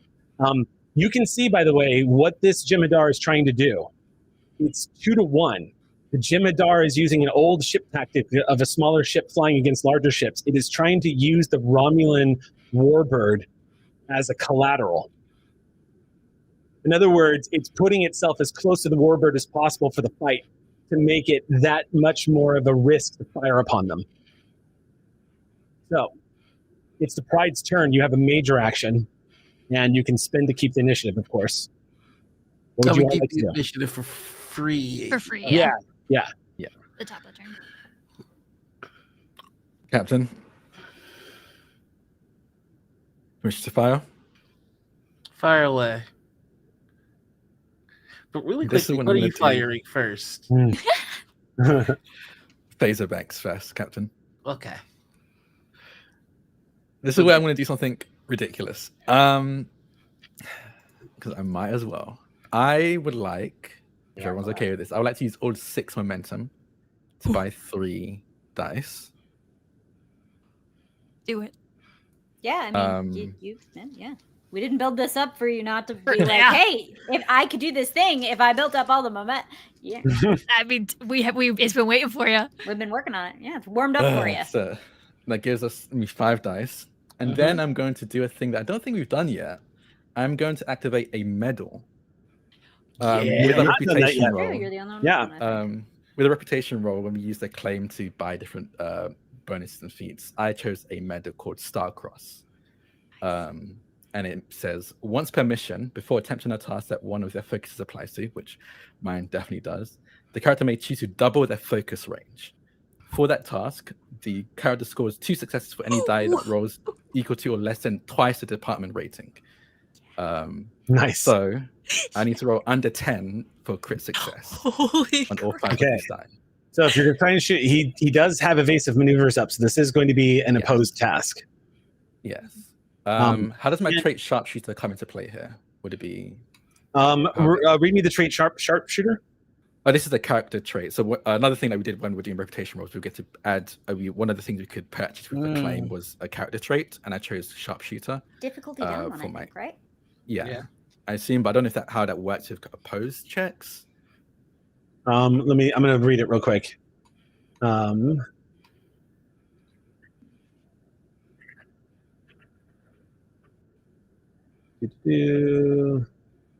Sharpshooter. Where is that? No, it's a trait you this- created for the character. But Yeah, Oh, it's a character that's trait. what that we- I basically purchased. Yeah, like I have hot shot, same Yeah, idea. exactly. Oh, I'm sorry. Okay, cool. Okay, so sorry, you want to know what does that trait normally do? I usually relate it to literally shooting, being a good shot, whether it's with personal weapons or on a ship. It makes impossible shots possible, or it makes I see. possible shots easier. Yeah. Is the way traits are generally read out to be. Again, kind of like my hot shot. There's some things some canyons only a hot shot can fly. So that's a trait. So it feels appropriate to have you activate that trait somehow. Okay. Probably by spending a determination to activate the trait, because otherwise it's an automatic free. I can shoot anything a little easier no matter what. Do you know what I mean? Like, just to balance that out. So if Isn't that what traits are though? Like, isn't that what character traits are? Like we talked about, like Vulcan. Like if we're doing a strength task, like by virtue see of the being idea a of Vulcan. like you don't want to get difficulty down for literally every ranged attack, although it is limited in scope to ranged attack. At the same time, maybe in this context, because you're a sharpshooter, the collateral idea they're going for in this moment isn't going to work because you're sharp, you're precise, right? Yeah. So here's what I'll do. Adding to what Sam just suggested, what I would say is what I'll do is I'll allow you to use sharpshooter on this as a way of reducing the complication range that I was about to throw at you. Okay. Because they are deliberately trying to make it a risk factor to open fire on them, which is why they're practically skimming the shields of this Romulan warship. So opening fire on them, you are essentially, it's firing an arrow into melee combat, basically. So so I was going to throw a big complication range at you because it's firing into melee. However, since you're a sharpshooter, I'll say I'll reduce. I was going to make it a complication range increase of 4. I'm going to reduce it down to 1. Okay. So a 19 or a 20 is a complication. I don't have enough dice for this on my table, so I'm going to use a dice roller. Okay, and do I get assisted by Pride? Yeah, and then it's an opposed check, so I've got to roll for them as well. I can take a Pride. Roll Pride.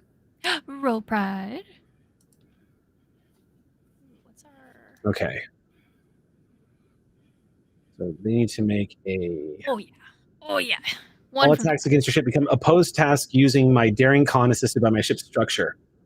Okay. So I'm basically setting the difficulty of the attack. All attacks against the ship. Okay, I got to roll my dice real quick to set the difficulty of this attack. And then in that case, I'm going to go ahead and just eliminate the complication range. Okay. So it's standard So instead of 4, I'll just set it to 0. So 20 is the standard complication, and that'll be the offset of your sharpshooter ability. So you're kind of nullifying their tactic to try to use the Romulan warship. I was just thinking, no, maybe I'll spend a point of threat to balance this out, but I think torpedoes are going to be a little, if you decide to use torpedoes at any point, that's a lot less precise than phasers. Yeah. So I would right now we're just doing phasers. Yeah, right now you're just doing phasers.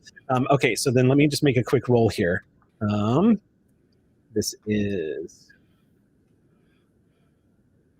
The figure they're good pilots, but are they better pilots than Taeon is sharpshooter? No, it's all a matter of the threat that I'm about to start spending. Let's find out. I'm going to spend 3 more points of threats to add an additional 2d20 to the roll. I like our odds. I wouldn't know. I've requested that no one ever tell me them. Okay, that's probably the roll that I needed. What's your feeling on the evens then? Can we structure negotiate there? I can't even. I see. Noted. Quite logical. Okay. Structure and con. Yep. So let's roll. Yes.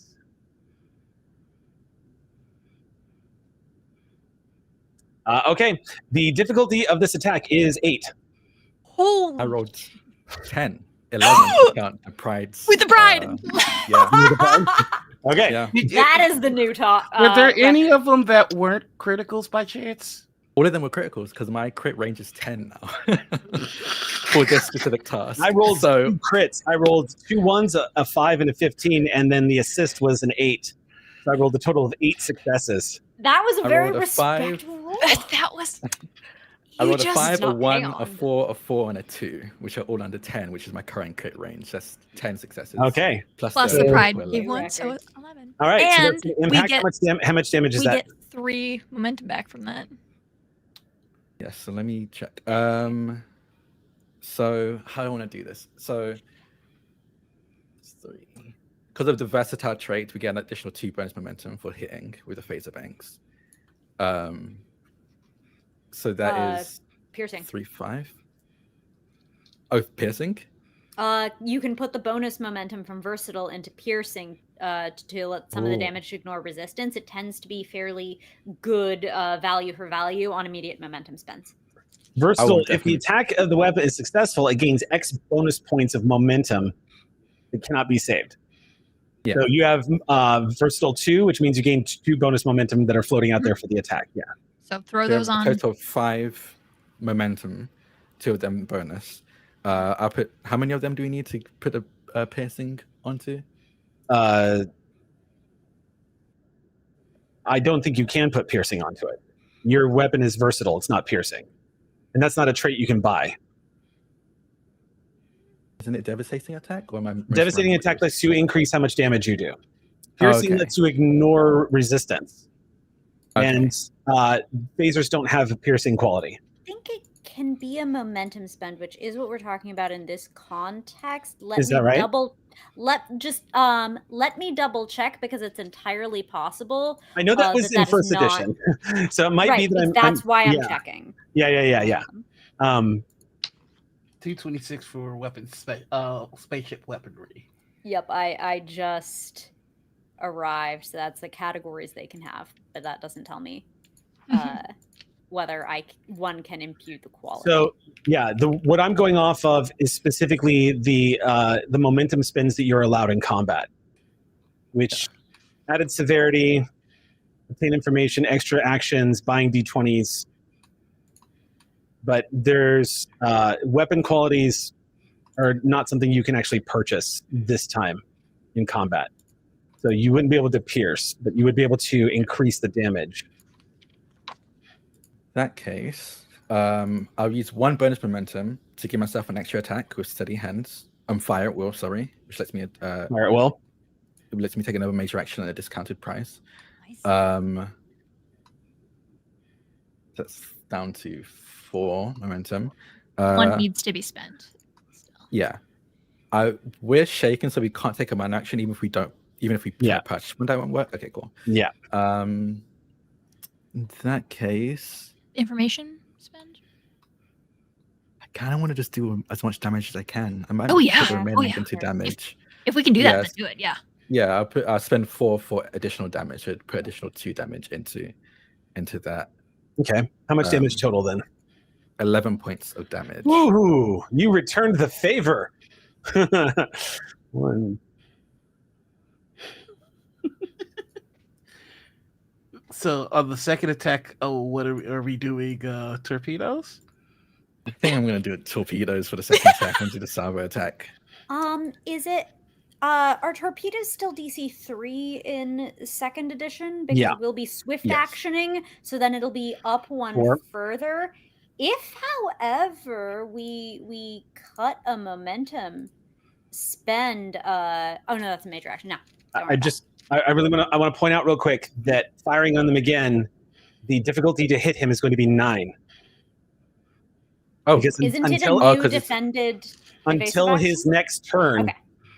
Okay. You have to make that opposed check. So, and if you are swift actioning, that means the difficulty goes up by +1. So the 8 successes you need to hit him become 9 successes that you need to hit him. Yeah. So can you do it? Not with the momentum we have left, no. What would you need? Probably 6 momentum again. I can't give you that. They're really not opposed checks every time? Interesting.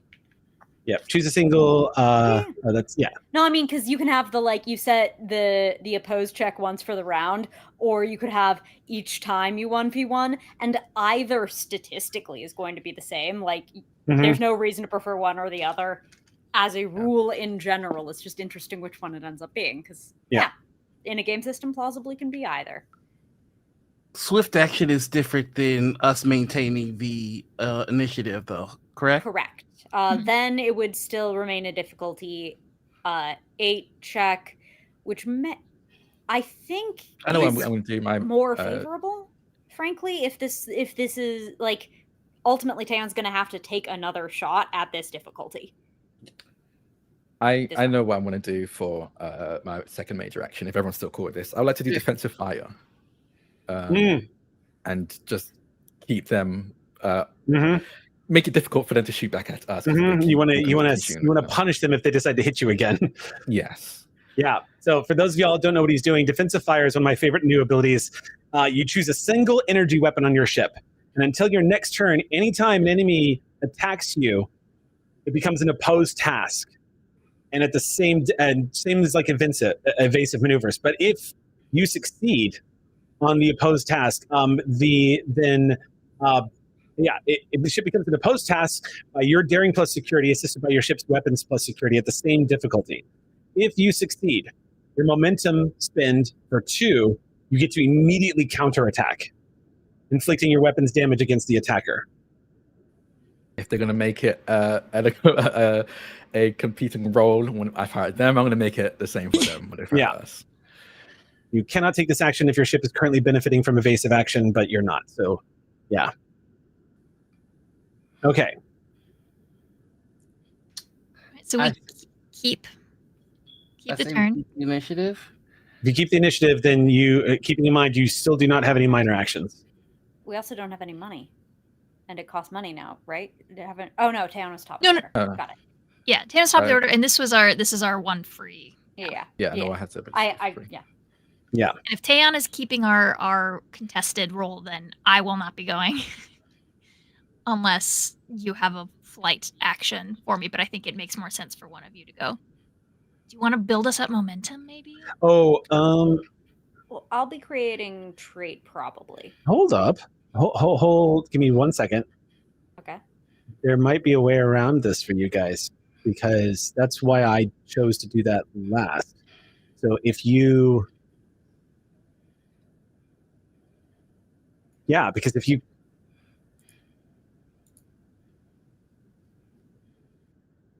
Keeping the initiative.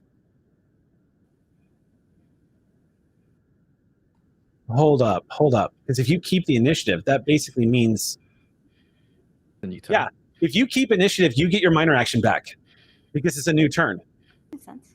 So you immediately get your minor action, major action again. Okay. So you're shaken for that one action, but if you're keeping the initiative, that's a new action. That makes sense. Yeah. Okay. You guys now have your minor and major actions again. Nice. I would definitely need a minor action to make use of anything, but I will probably ultimately be creating trait. That's kind of what I'm doing at the moment. So you want to roll for it? You want to roll for trait? I mean, because trait DC2 is gonna start to give us momentum. Yeah. I don't know that we will need momentum before we get back around to Taeyeon. Ultimately, I think the rest of us are all about like generate. Yeah, I think both Captain of us can direct use it to scan for weakness is another option. Yeah. That we Your have. shields are also at 6. I'm just putting that out there. Yeah, I would say both of us benefit from momentum as far as like cautious con, but are they shaken then? You're shaken. If you get hit again, you're breached. Yeah. So is there anything we can take a turn for to? I think that's the captain's direct. Yeah, that's really our versatile. How many dice here. do you roll for firing a torpedo, Thea?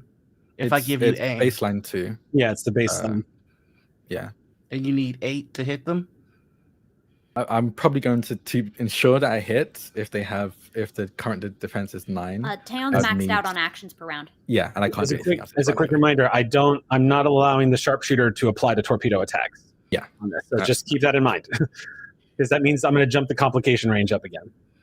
I have things that let me reroll if I end up with a complication. That's definitely going to get you around that. Yeah. We have to hit 8 in order to hit these guys. That's what I'm hearing. This right? round. Yeah, but we don't get a shot on them this round anyway. We're done out of shot. I would take my chance. It would be 9. You need to hit 9 successes to hit him right now. Yeah, so we can't hit them anymore this round. Yeah, so I've taken my turn. He's flying like a bat out of hell. Yeah. Okay.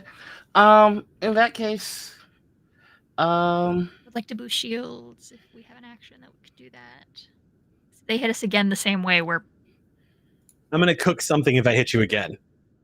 It means you'll suffer a breach.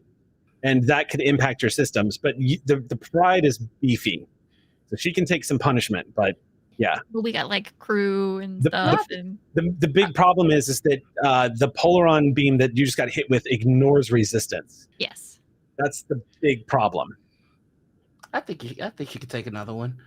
Why don't we go ahead and generate some momentum? Okay. What do you guys think?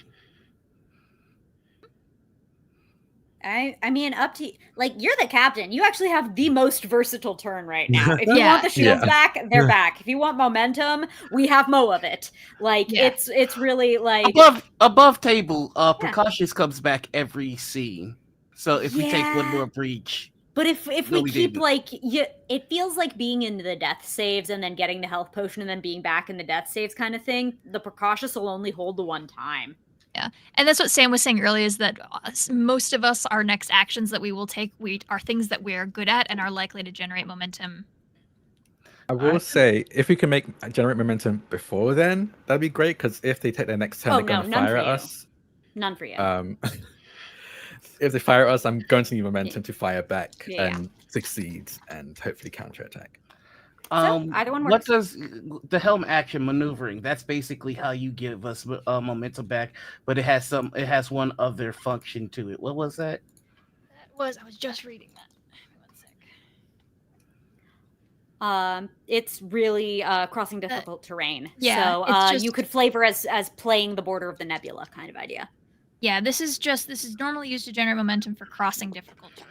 That's just like a movement. I'd like to pitch, because one of the problems that we're having is they keep using the Romulans as a body shield. If we maneuver, we can maneuver away from them using this as a body shield, thus removing the complication. And so if they fire, it gives Taeon an easier shot back. Is there a space we could move into, Eric, from what we're looking at of this battlefield that would mitigate their using the Romulan ship as collateral damage? The problem is that this is a fast attack ship. Yeah. That's literally flying like a bee all around this Romulan vessel. That's what I was worried about. It's not that you can't, but being aware that this ship is actively working against you every round to keep that situation exactly the way it is. So it's not like you can't get it in an angle. There's not a fixed angle that now I can get them, because they're just going to move. So then you're in that position again. So wait, I know what I should do. What should you do? Maybe not this turn. Maybe because this might be a time where you can break out some seriously fancy piloting of the Excelsior class to counteract what they're trying to do. I think so here's what I think we should do, actually. Okay. Either Sam goes now or I go now. Whatever we think is more useful, or maybe I should save this for whenever. No, actually, no. I think I should do this now. I think I should take the turn. I think I should do attack pattern, because I'm not doing evasive maneuvers. Taeon is, and attack pattern lets me assist on the attack roll using my control con. It'll cancel out the. It will subtract a difficulty on the roll, though, even with an opposed, I think. So they'll be rolling at -1 difficulty, like peeling a success off of the opposed task that Taeon's doing for attack pattern. Okay. Captain? All right, I say we just raise shields. Like we're overthinking this. So we should just raise shields. I'm gonna say, I think. Raise the power. Got it. Sorry. Yeah. Also, we're gonna take the minor action. Or I'm taking the minor action to give Taeon a free aim. Okay. So there'll be targeting solutions in this case. Yeah. Generate targeting solution for the. Oh, sorry. Sorry, go ahead. I was just going to say, so to confirm, that's a direct action to engineering to regenerate shields. Because that's a major action. Yeah. Yes. Mm-hmm. And I'll be doing that as a direct, so we get a free assist on top of that. So I get to roll as well, and I'll be activating Chief Engineer Pavin to make it happen. Okay. With the Ox. Let's go. Okie dokie. Oxco, roll D12, somebody. 3. Also 3. My 3 was the first 3. And We was rolled the written in same the stars. thing. We rolled the same thing. That's so cute. It was written in the stars that Bibliotech was activating Pavan. It is written in the stars, as you guys Written in have the 2 nebula. 3s here. Okay, so then that's going to use reserve power. Pavan is going to reroute reserve power to shield emitters attempting to restore their strength. This is a control engineering task. With a difficulty of 2, it's going to be assisted by the Pride's structure plus engineering. The difficulty increases by 1 if the shields are at 0. They are not, thankfully. So if somebody could go ahead and make that roll. You did just keep the initiative. I'm trying to remember, does that increase? I think that increases the difficulty of all tasks. Nope, it's not a swift action. It's just, okay, cool. In that case, then it's just going to be a control plus engineering check. And let me just double check here and look at Pavan's, because I've got all my nifty. BC Holmes has this really nifty way of just, she's created such a great character generator that I've got all my guys on just one sheet now. Okay, so Pavan is going to roll, because Pavan is a motherfucking engineer. So he's going to roll a 15 or lower. He's feeling pretty auxiliary to me, y'all. You think I got a point? He's got some... he can actually call upon. Oh wait, he can burn a value. He's got 2 successes from me as well. He's gonna. Okay, hold on. Does it matter? Does he need to burn a value? Is it for every successful by spending? Oh yeah, he's gonna burn a value. His momentum can increase the amount that it's healed. So if he gets bonus momentum for this, what? Oh no, his value isn't going to come into play here, unfortunately. Not even mission directive? Mission directive would come into play. So he can burn that. So that'll give him an auto success. He's rolling 2 dice. Okay. If you could please roll the assist from Pride. Which is engines engineering? What are we looking at here? No. For this, it's structure plus engineering. And that's something that Pride is very good at. Structure and engineering Pride scores big on. Here we go. Roll Pride. Got to roll under 14. Yep, that's success. Okay. So that is going to generate, let's see, the difficulty was 2. That's 1 bonus success momentum. So he is going to pump that into. So you got 2 from me, 1 from the Pride, and then 2 from himself for a total of 5. That's what I'm hearing. Versus difficulty 2 check, which means we'll be up 3 momentum. Successful, the ship regains shields equal to your engineering department skill, what is your engineering department? 4. That's what I thought. 4 plus 2 more by spending 1 momentum repeatable. So 4. So the Pride's going to gain back 4 points of the shields, plus 2 more, 5, 6. That feels good. Yeah, at 12. Your engineering is making it happen, man. The Pride, she got sensors for damn, and she may not be that great at comms, but goddamn, she is tough. She's got an engineering department that is making this 80-plus-year-old starship stand toe-to-toe with the top-of-the-line advanced StarCraft fighter that is just laid waste to the Federation ships twice her, less than a third of her age. So shields regenerate back up 6 additional points. What does that put y'all at? 12. Back up to 12. Back up to 12. Okay. Yeah. So then like y'all a are normal person's shields. Y'all are just above. Y'all are just above half. That's good. Yeah. So that was 3 successes over target, correct? Yes. Mm-hmm. Yeah.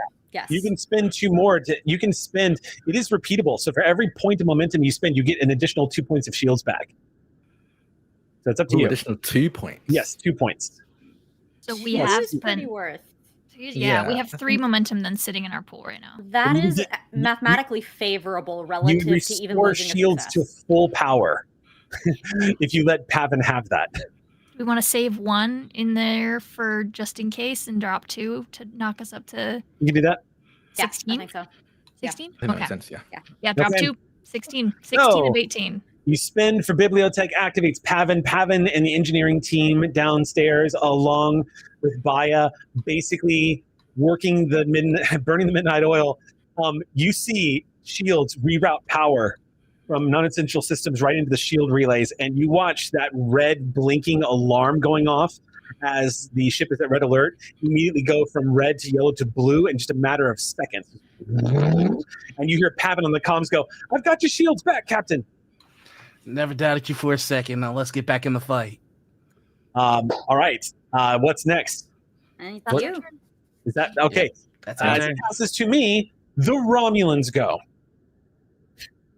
The Romulans, who have yet to have a say in this whole using me as cover bullshit, are not having what this fucking Jem'Hadar is doing, who's already been making their lives a bit of a living hell. The Romulan vessel has taken some damage, but is going to open fire. Okay, so they're going to use their disruptor banks. Actually, you know what?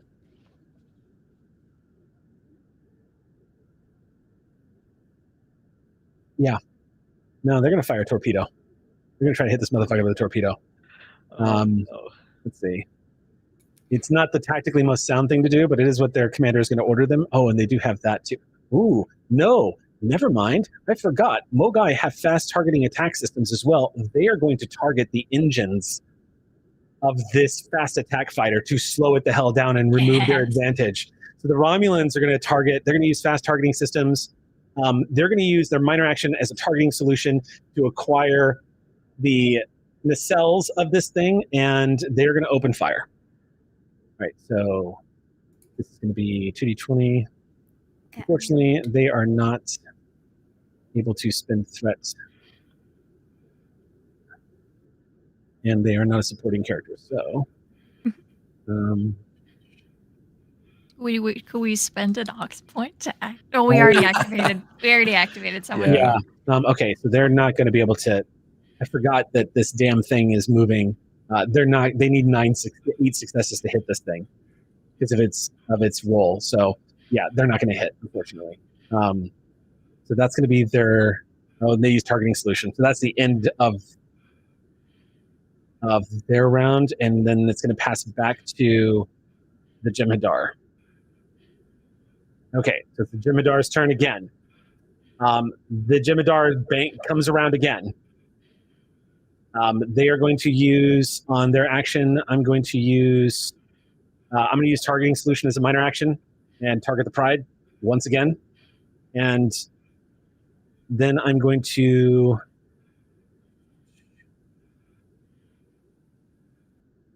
Doesn't need it. Doesn't need it. Yeah, what qualities does it have? Yeah, doesn't need it.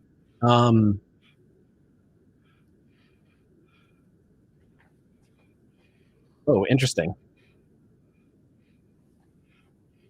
Okay. I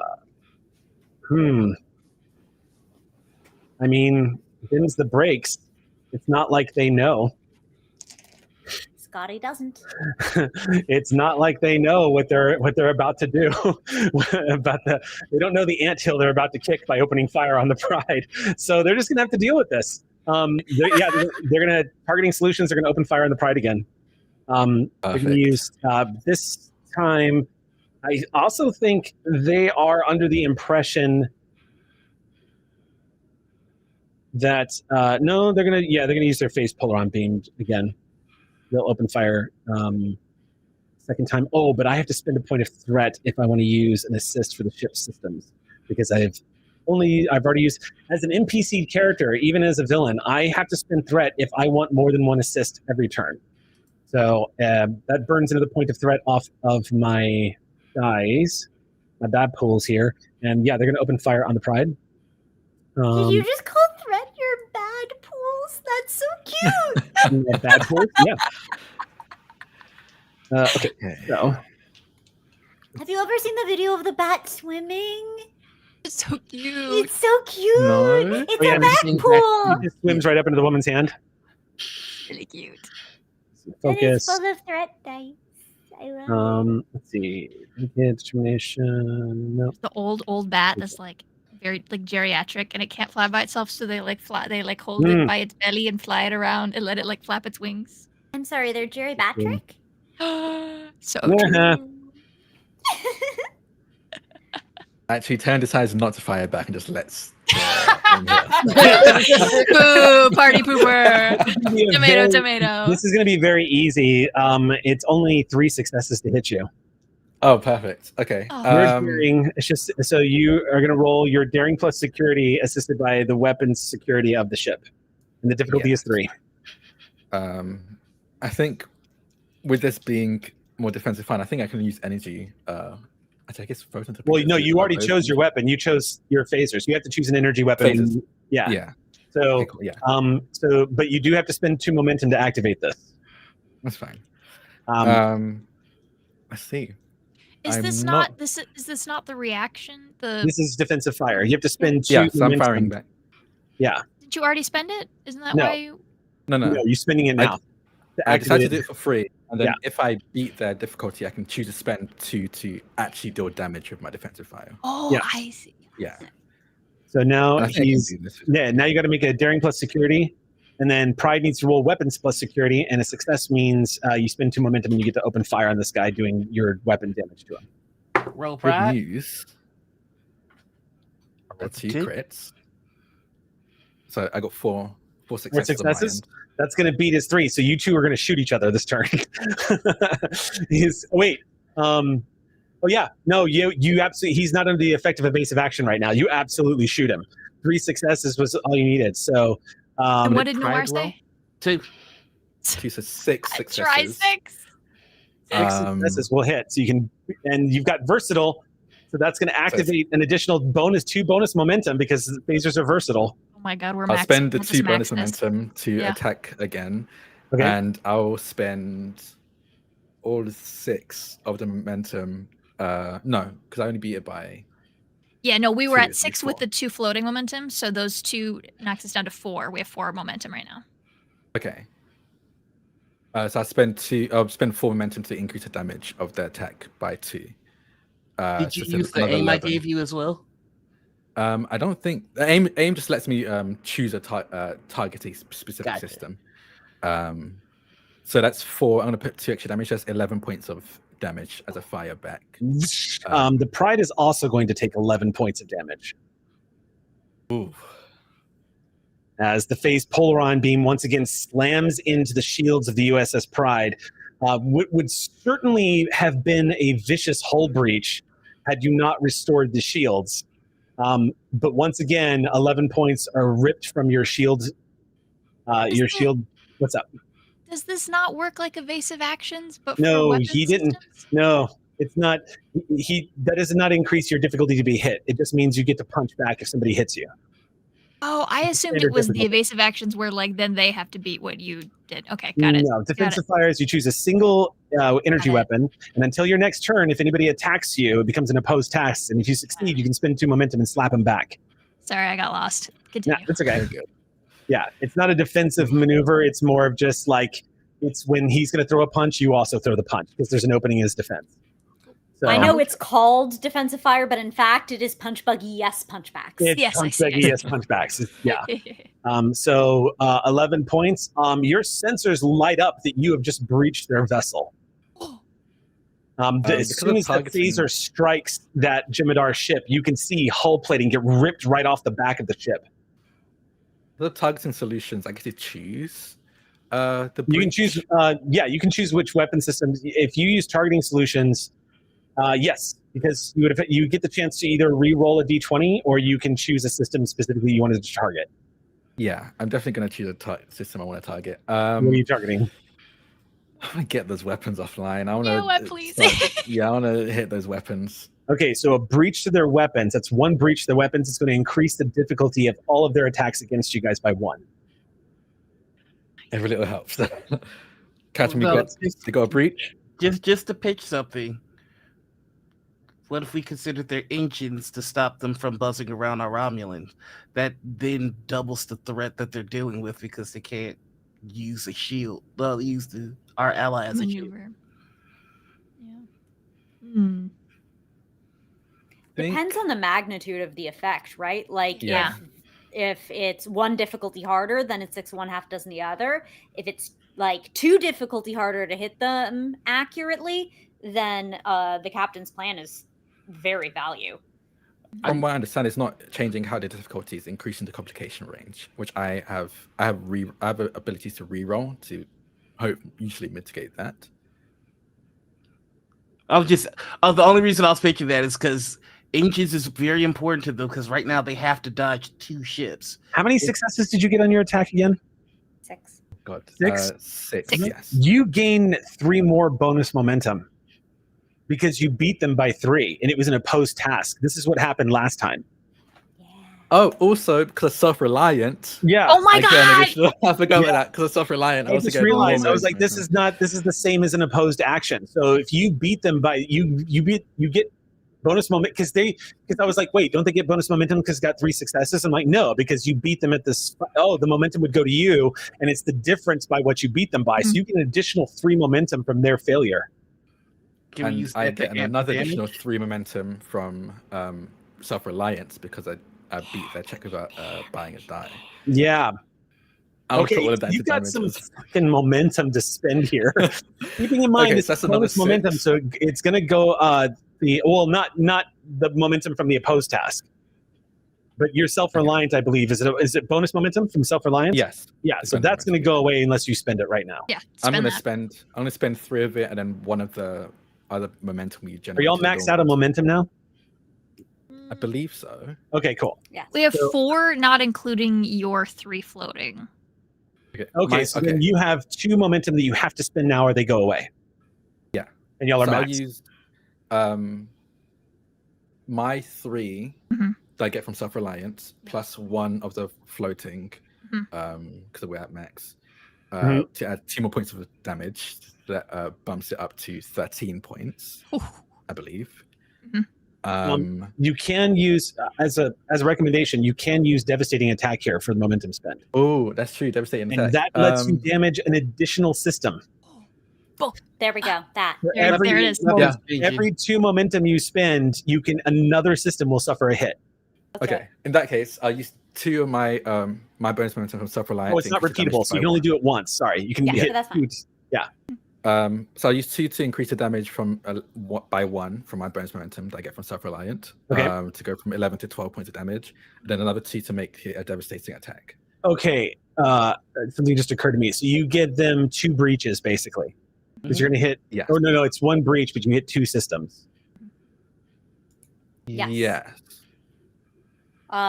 Double the breaches, double the fun. Not on 1 system twice, but on 2 systems once. Yep. That's why it's not a repeatable spend, because then it would be redonkulous. Right. Then you could just okay. Right, but you get to do it once. If after all you've done to get a breach, you still have the momentum to spend, you can make it super value. Okay. So I would rule this by attaching traits to it. I would say you've hit their weapon systems, so weapons breach 1. And then I would say you're also hitting their engines. Mm-hmm. So It's also that we're not doubling the damage, only the breach rolls. okay, so it's not going to be okay. So you're okay. I think I got this. All right. In which case, both are hit. So that's going to create a trait that their impulse has been damaged. It's not breached; it's damaged. So they're going to be at an increased difficulty. So really, the potency of the trait here is determined by how long it would take to repair it. But it is going to be factoring into combat. So yeah, they're going to be at increased difficulty from maneuvers and attacks at this point. Yeah. That's my reaction to them shooting at us. Okay. And is that the end of your turn? It's not even their That wasn't turn. my That was the turn. That was my reaction. reaction. It's just That was that a was reaction. shooting at you, right? Okay. Yeah. So So it's our turn. So let me go ahead and say that one of the tactical advantages to using defensive fire is I didn't get any momentum from that attack because your defensive fire swallowed their momentum by beating them on the successes. So as burning for this momentum spend to try to get that from you, that's where you're taking a hit, but it's defensive because it's not a tactical victory, but it is a strategic victory in this fight because you're draining my momentum pool to use against you, even though I bloodied your nose a little bit. Because I'm very low on threat now because I didn't get anything from that. So as my turn comes to an end, I'm going to spend again to keep the initiative. Because I'm this Jemadar is backs against the wall, kind of does not have any options, has to keep initiative as much as possible if you're fighting 2 opponents. So keeping the initiative is going to spin down 2 more threats. And I will go ahead and tell you I am now at 0 threat. That's going to bring me down to 0.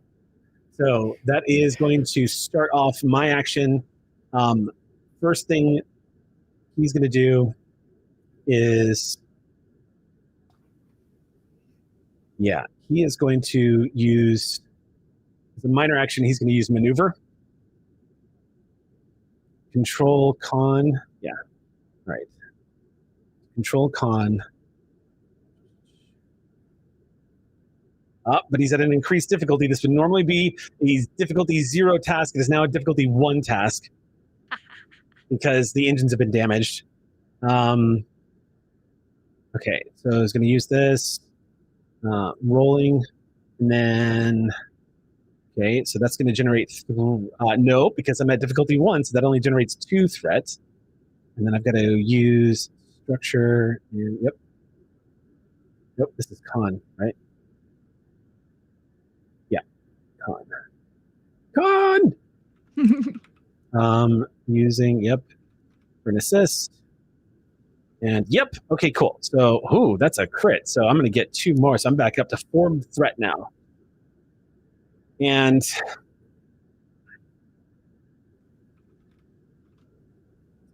I'm going to spend, I've got 4 threat. So then I'm going to use, I'm going to burn a threat to gain targeting solutions again.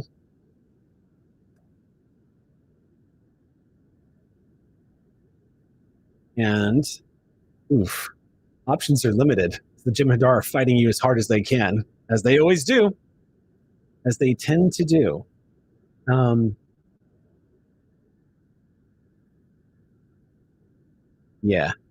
they're just going to open fire. It's a contested roll again.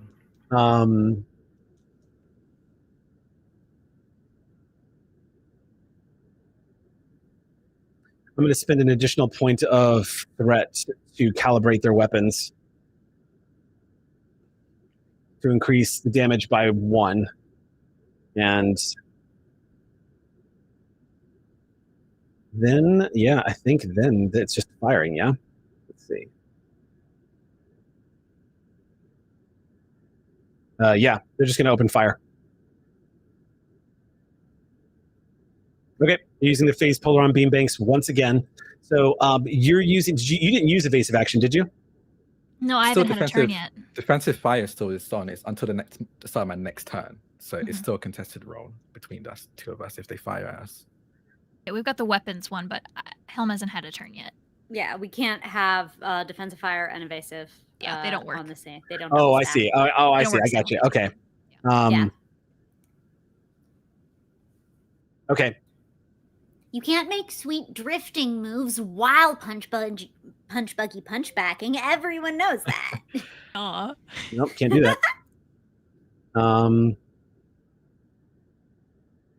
Okay, in this case, they're going to it's for their major action, they're going to do evasive action. So this is going to be a daring con assisted. Okay, so I don't have to worry about that just yet. But just remind me, because they're at a +1 difficulty to pull this off. They're going to keep the initiative. I'm going to burn 2. Oh, I already did that. That's what this is. They're going to do evasive action this turn then. All right. So that's going to be the end of their action for this round. Give me my threat back because they're not doing anything. All right. So that's going to be the end of their action. It is now going to be the USS Pride's turn. Sister, would you rather, or shall I? I think you go for it. I'm keeping just evasive maneuvers in my back pocket or something else weird, but I think that you should go first. Okay, because we can't do that till Town's defensive fire fires.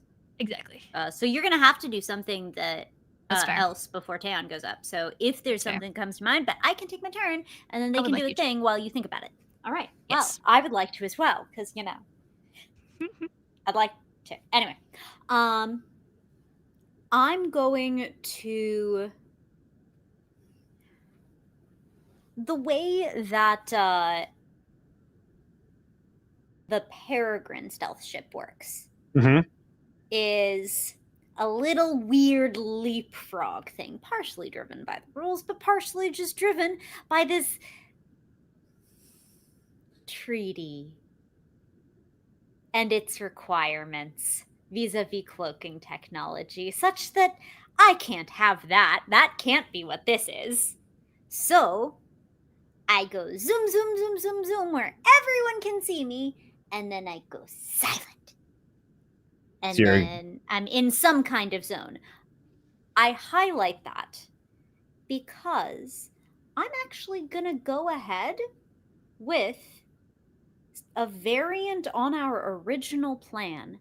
Namely, with the decoy the Jinn decoy activated who's been there the whole time on my ship. I'm going to use a minor action to impulse on a vector, such that if the Jem'Hadar were to try to engage with me in a meaningful way, it would pull them out of position vis-a-vis using the Mogai as a meat shield. So, since I know that they can see me just fine. They can see my Jinn decoy just fine. They have to pick whether they want to take that seriously or whether their main objective might be getting away. And if they try to go after that objective, it'll pull them out of position. Mechanically, I think this is probably a create trait again. Okay. Which obviously is on flight. Yeah. I am also, or I suppose, I mean, technically it might be my stealth maneuvering, but I don't really need my silent running to be successful. That's not the point. Yeah. If it went splutter, that's fine with me. So make that. Yeah, I will. The disappointment number is 8. If anyone wants to, Yeah. Somebody roll for the Peregrine. I'll roll. We'll see how this goes. That's a 2. All right, then that brings us up to 5. Well done, not disappoint. I'm gonna have to I know mathematically it should be rolling for disappointment, and you're gonna make me not call it that, and it's going to be statistically improbable. The moment you have faith in me, I'm going to roll a complication, so don't start. What was the difficulty again? I'm sorry. 2. For a create trait, or for stealth maneuvering, it's 2. But this feels kind of like a smooshity trait shape. Okay, thing, so the trait you made is what is specifically to try to distract them from the pride? Is that right? Split attention.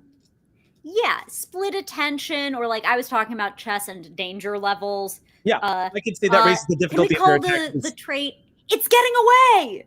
Yeah. I'll raise the difficulty of attacks on the pride by 1 until that trait gets dealt with. Okay, thank you. All right.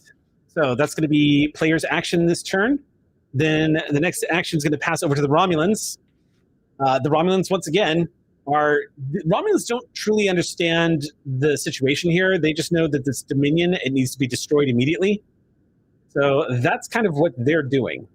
That is their focus right now. Romulans aren't really interested in anything else. They see the Peregrine, but they know it's Federation, so they're just like, oh, good, something else for the Dominion to shoot at. Right, so the Romulan's going to roll an attack. Oh, this is going to go a little differently, though, because they did do evasive action. Okay, so I have to set the difficulty of this attack, which means that has to happen right now. So the Romulan's going to open fire on these guys. They're going to set the difficulty of the attack here. So this is 5, right? Default, using a focus. I'm going to burn 3 threat to get 4 dice from this roll. And then, because I want momentum. Oh my! 6 successes, but there was a complication. I'm going to roll for the ship real quick. You know what I'm going to do? I'm going to say the complication is in evading the shots, they're going to lose the cover of the Romulan ship this round. They had to bank too hard away from the fight with a Peregrine also closing in. It's too much. And to get away, they're having to outmaneuver. So this is going to be an increased difficulty. They need Yeah. So rolling it. But with busted engines, yeah, they're having a time. Yeah, you can see their nacelles are trailing plasma into space. So -1. So I'm gonna get So let's find out how much I beat the Romulans by, because there's no way the Romulans are making this attack. Let's see. They're gonna do. Yeah, they're not pushovers, but they're not major NPCs. So let's see. They're gonna roll. Oh, they got a crit though. So that. Oh my God! Hold up. Let's see how their ship. The Romulans might fucking hit them. Yeah. Okay. Hold up. Hold the fuck up. Weapons plus security. The amount of sports announcer like, hang on, I think they might hit them. If he rolls a crit, they're gonna hit. If he rolls a crit, Jim, they're gonna hit. Rolled a 17, they're not gonna hit. They barely miss. You hate to see it, Jim. They barely miss. They rolled a 17. They've been struggling with that this season. Here, we'll have to keep an eye on this. There was a hot dude. If Romulans had hit him with that weapon, Romulans cannot keep up with the Jem'Hadar. The Jem'Hadar, the difficulty to hit the Jem'Hadar until their next round is 7.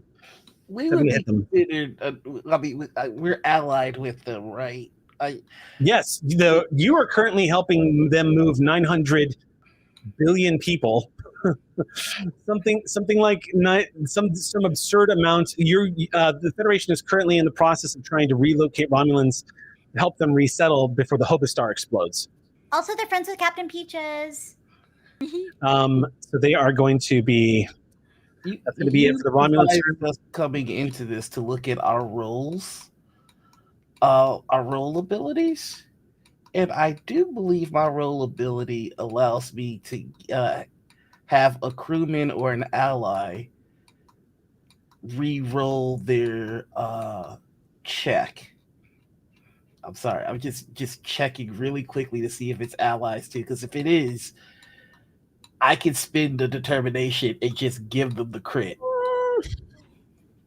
I think. But you only have all the determination in the entire world, Noir. So I'm on the fence about that, because technically they're allies of the Federation, but they're not coordinating with or allies of the Pride per se. Because you burning that would be a function of your role as a commander on the USS Pride and coordinating combat tactics. Well, I guess if you narrated you like communicating with the Romulan commander, you could totally use it. So here's what I was gonna pitch, because we just created a trait. Yeah. And the Pride is a command ship. When a character on the ship succeeds at a command task to create a trait, which Commander Cadus just did, they may always be assisted by the ship's communication command, and they may confer the trait to allied ships, landing parties, or away teams with who the ship maintains a communication link. So this would I would essentially be flavoring it. This is what the Peregrines are doing. This should give you a shot. Like, this is essentially us going, hey, thank you for saving our bacon. Here's the game plan. So it's even more broad than that, because it just says you may spend a determination to grant any other character you can communicate with one determination. This does not have to be linked to using or challenging a value.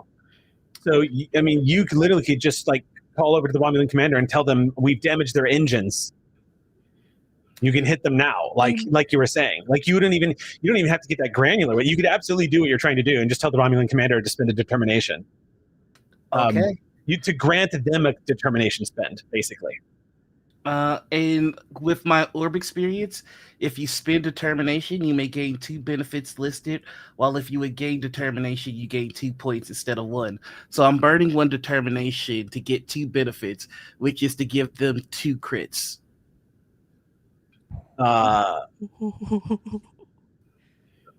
Wow.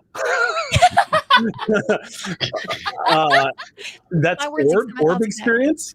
Orb experience. You have the vision from the Bajoran prophets, though through one of the orbs. This rare experience, though confusing at first, has shaped your life and outlook. What's perception? You have 1 additional value, which is prophecy or insight into the future gained from the vision. Furthermore, once per session, You have one additional value. Gain, twice the normal benefit. If you spend determination, you may gain 2 benefits listed, while if you would gain determination, you gain 2 points instead of 1. Okay. That's why when you spend 3 threat, I gain 2 determination instead of the 1. But there's a specificity here. It says you have one additional value which represents a prophecy or insight you gained from the vision. So you have to use it has to scope with whatever that value it is that you chose in order to do this. Gotcha. So the one that I got was focus on the big picture. So like right now he's looking at making sure that we come out of this. It's like this is all the parts. He can't die here. The prophets have me in mind for something else. I have the confidence that I'm going to survive this because this isn't what I'm meant for. I like seeing the big picture as like also you're seeing it from their perspective or giving them perspective. Yeah, you see what Cadence has done. You see what the Pride is doing. Yeah. You see how all that it goes with his last. Sorry, give me 1 second. What is your value again? My value is focus on the big picture. Okay, yeah. Yes. I mean, in terms of looking at the battlefield, I mean, you don't even have to go into the thing of the you were looking at the chessboard. Yeah. And using your orb talent, you can absolutely do that. So that's going to grant them 4 additional successes, which will absolutely hit them. So the Romulans then that means you hear compliance from the Romulan warbird as they receive your transmission. They target their engines and they're going to open fire. They are. That's right. Okay, so there's so the shields are down on the Jem'Hadar vessel. This is going to be okay. Oopsie daisies. 1 second. We're into some serious damage here because the Romulans fired torpedoes this time. There's a high yield, yeah. No, they're not high yield. They're plasma. Oh. So. Comment. Yeah. Oh my God. Okay. Romulan torpedoes, they are crap, but when they hit, they're terrifying because they light whatever they hit on fire. The thing Romulan torpedoes function like warheads that are also Molotov cocktails, but for plasma. So this one is cumbersome. The weapon is difficult to bring to bear against a target, which I already did. It increased the difficulty by 1, which I already did. And it cannot be fired as part of the salvo. That much I knew. It also required calibration, which I knew that as well. But it is also a heavy weapon. Good God. Okay, so... and it's calibration cumbers, and it's persistent. That's where it gets fucked. When this weapon hits, you may spend 1 to 3 momentum at the end of each round, and the target suffers half the weapon's damage rating again. The effect lasts for a number of rounds equal to the momentum spent. Since I'm not activating this, I'll leave that to you, but it's going to hit. It's going to do 7 damage. How much momentum you got, gang? Total. We're full. We are chock full of momentum right now. Just went ape shit. A really cool way to end the fight. I like the way you think. I really do. What if we simply... We didn't bank it for nothing. Dump all that momentum in a bitch. I'll tell you what, if you are willing to spend another aux point, I will let you spend momentum for this NPC. Yes. Yes. I've got it when you're ready, Eric. 3. Oh, wow. 3 again. It was 10, but it's fine. 7. Thank you, Matt Smith. Thank you for this aux point. You can, if you would like, to spend momentum for this. 6 months. Is it repeatable to make this a persistent thing? No, you just it's I think it lasts for 3 rounds. Is that right? Repeatable is you may spend 1, 2, 3 momentum. At the end of each round, the target suffers half the weapon's damage rating. Again, this effect lasts for a number of rounds equal to the momentum you spend. Put 3. Let's put as much as you can in there. 3. Yeah, we go. Yeah. We're gonna spend 3 momentum. So for 3 rounds, so I'm gonna say So 4. So that's 2. What's the scale? Okay, hold on.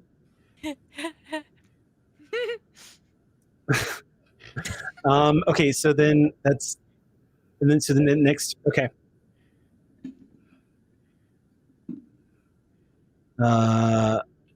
Yeah. How many? Okay, so hold on.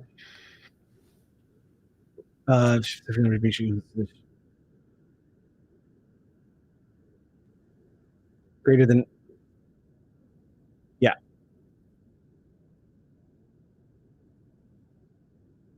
Okay. The Jim'Hadar vessel explodes. As it banks around, the Romulan plasma torpedo launches out of its forward bay. You can see the bright, almost seafoam green light of this greenish plasma fire ignite as the forward torpedo bay opens up, slamming into the back of the Jim'Hadar. It is an NPC vessel with a scale of 3. It would have suffered 2 breaches, which means it's critical damage. And it's GM's discretion, but since it's NPC, it does not have to follow the breach rules for players, and the ship detonates in space. You watch as green flames envelop the Jim'Hadar vessel. Just explosion as this ball, this maelstrom of flame erupts. And then it's gone, with just wispy trails of green plasma trailing off in each direction. You briefly see the burning nacelle of this warp nacelle of a Jim'Hadar vessel just fly past the USS Pride. As this Romulan Mogai warbird banks around and starts coming to a stop, you can see it too is trailing some plasma from its nacelles. It looks like you can see the scars of damage, the telltale signs of breaches across the top part of its hull from the fight. You guys pretty much entered the fight when it was about half over. So that was the Jim'Hadar vessel wounded that fight, which is why you were able to take it down so as fast as you were, because its shields had already been brought down to half from the bird of prey, or the warbird, I should say. As that happens, you all, Griffin Wing gets a spectacular view of this explosion, and even through the environmental controls and the cockpit window, the green flames that erupt underneath you and the impact of the torpedo as it slams into the hull and causing the detonation. Just as you get away, you can feel the heat briefly penetrating the hull of your ship. So intense is the heat for that brief moment, burning hotter than the sun before it ruptures. And as that Jim'Hadar vessel explodes, you can clearly hear Griffin Wing whooping and hollering on comms. And Marceau says, "Man, I forgot how beautiful it was watching those sons of bitches explode." All right, well, let's go back and share the fireworks with Big Bird, shall we? As that is happening, Ops turns in their chair. One of the Ops crew members turns and swivels back and looks at you, Captain, and says, "Captain, the Romulan vessel is hailing us." On screen. Appearing on screen is a middle-aged woman Romulan officer wearing the more up-to-date Romulan naval uniforms.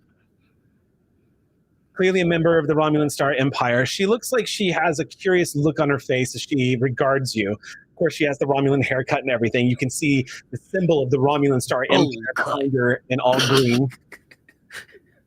But next to her is a very familiar-looking device.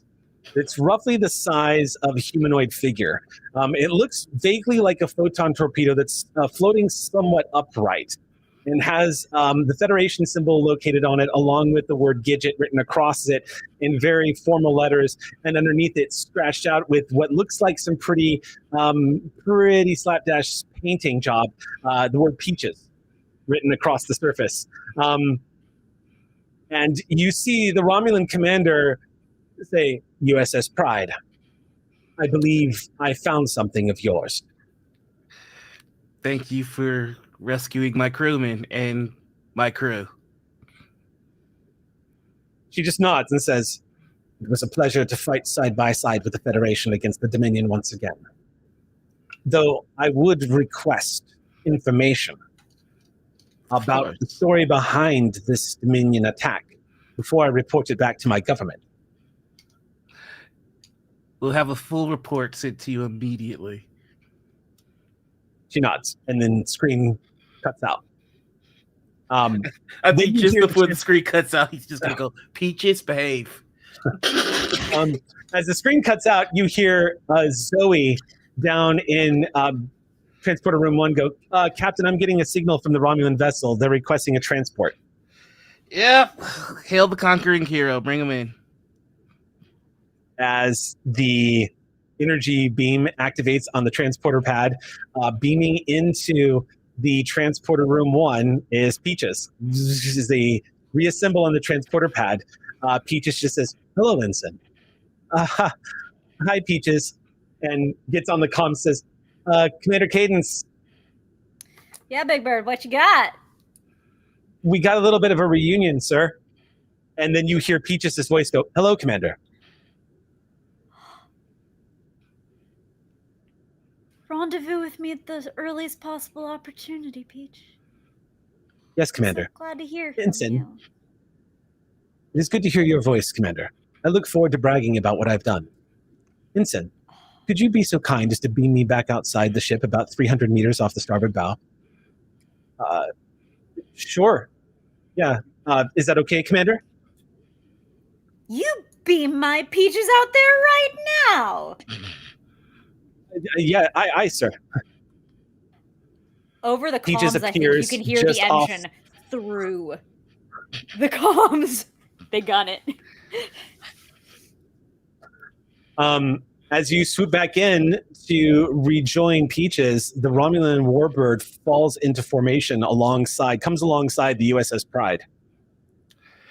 When we return next week, it is going to be a debrief and a comparing of notes, as this Romulan has a lot of questions about this treaty violation and the destruction of this ship. Plus, you've got a Vorta you haven't even questioned yet. Not really. Yeah.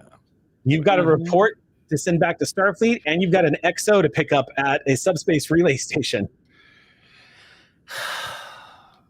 Another Monday. I was like, savor the boring. And that is going to bring an end to the Battle in the Clouds, this episode of The Last Excelsior. Really, honestly, what kept you guys alive this fight is you took a single hit, and it was enough to almost knock you down to the mat. What kept you alive is you completely acknowledged how dangerous your opponent was and did everything you could to rope-a-dope this until they ran out of steam. I think one of the big moments that really brutalized my ability to keep moving and attacking on you guys was the defensive fire moment when I lost momentum. Oh, yeah. Because I sank a lot into attack that I didn't get back because of that.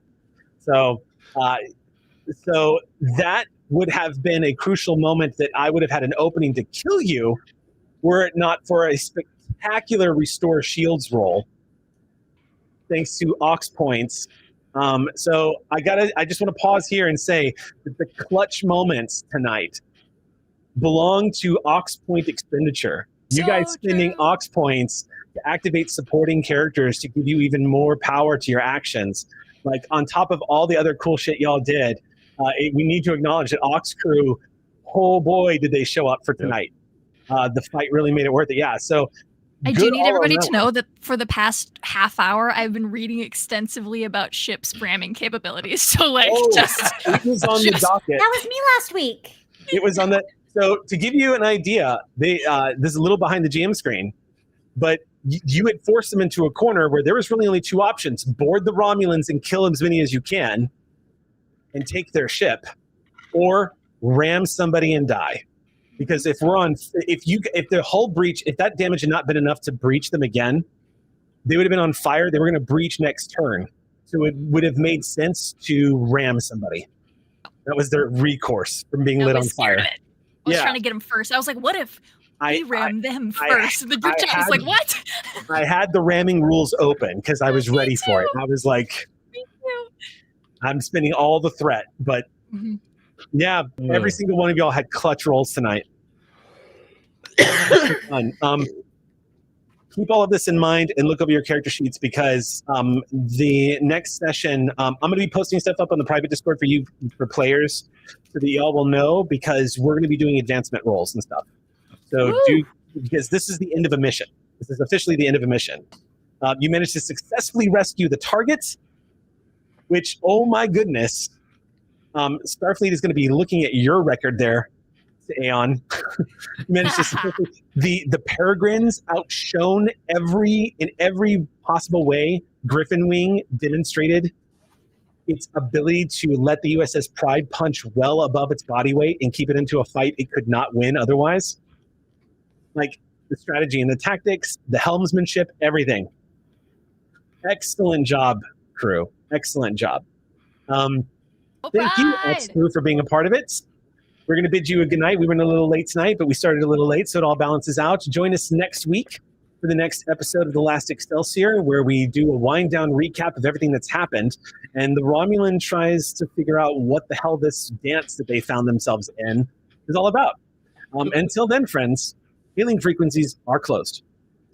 Bye.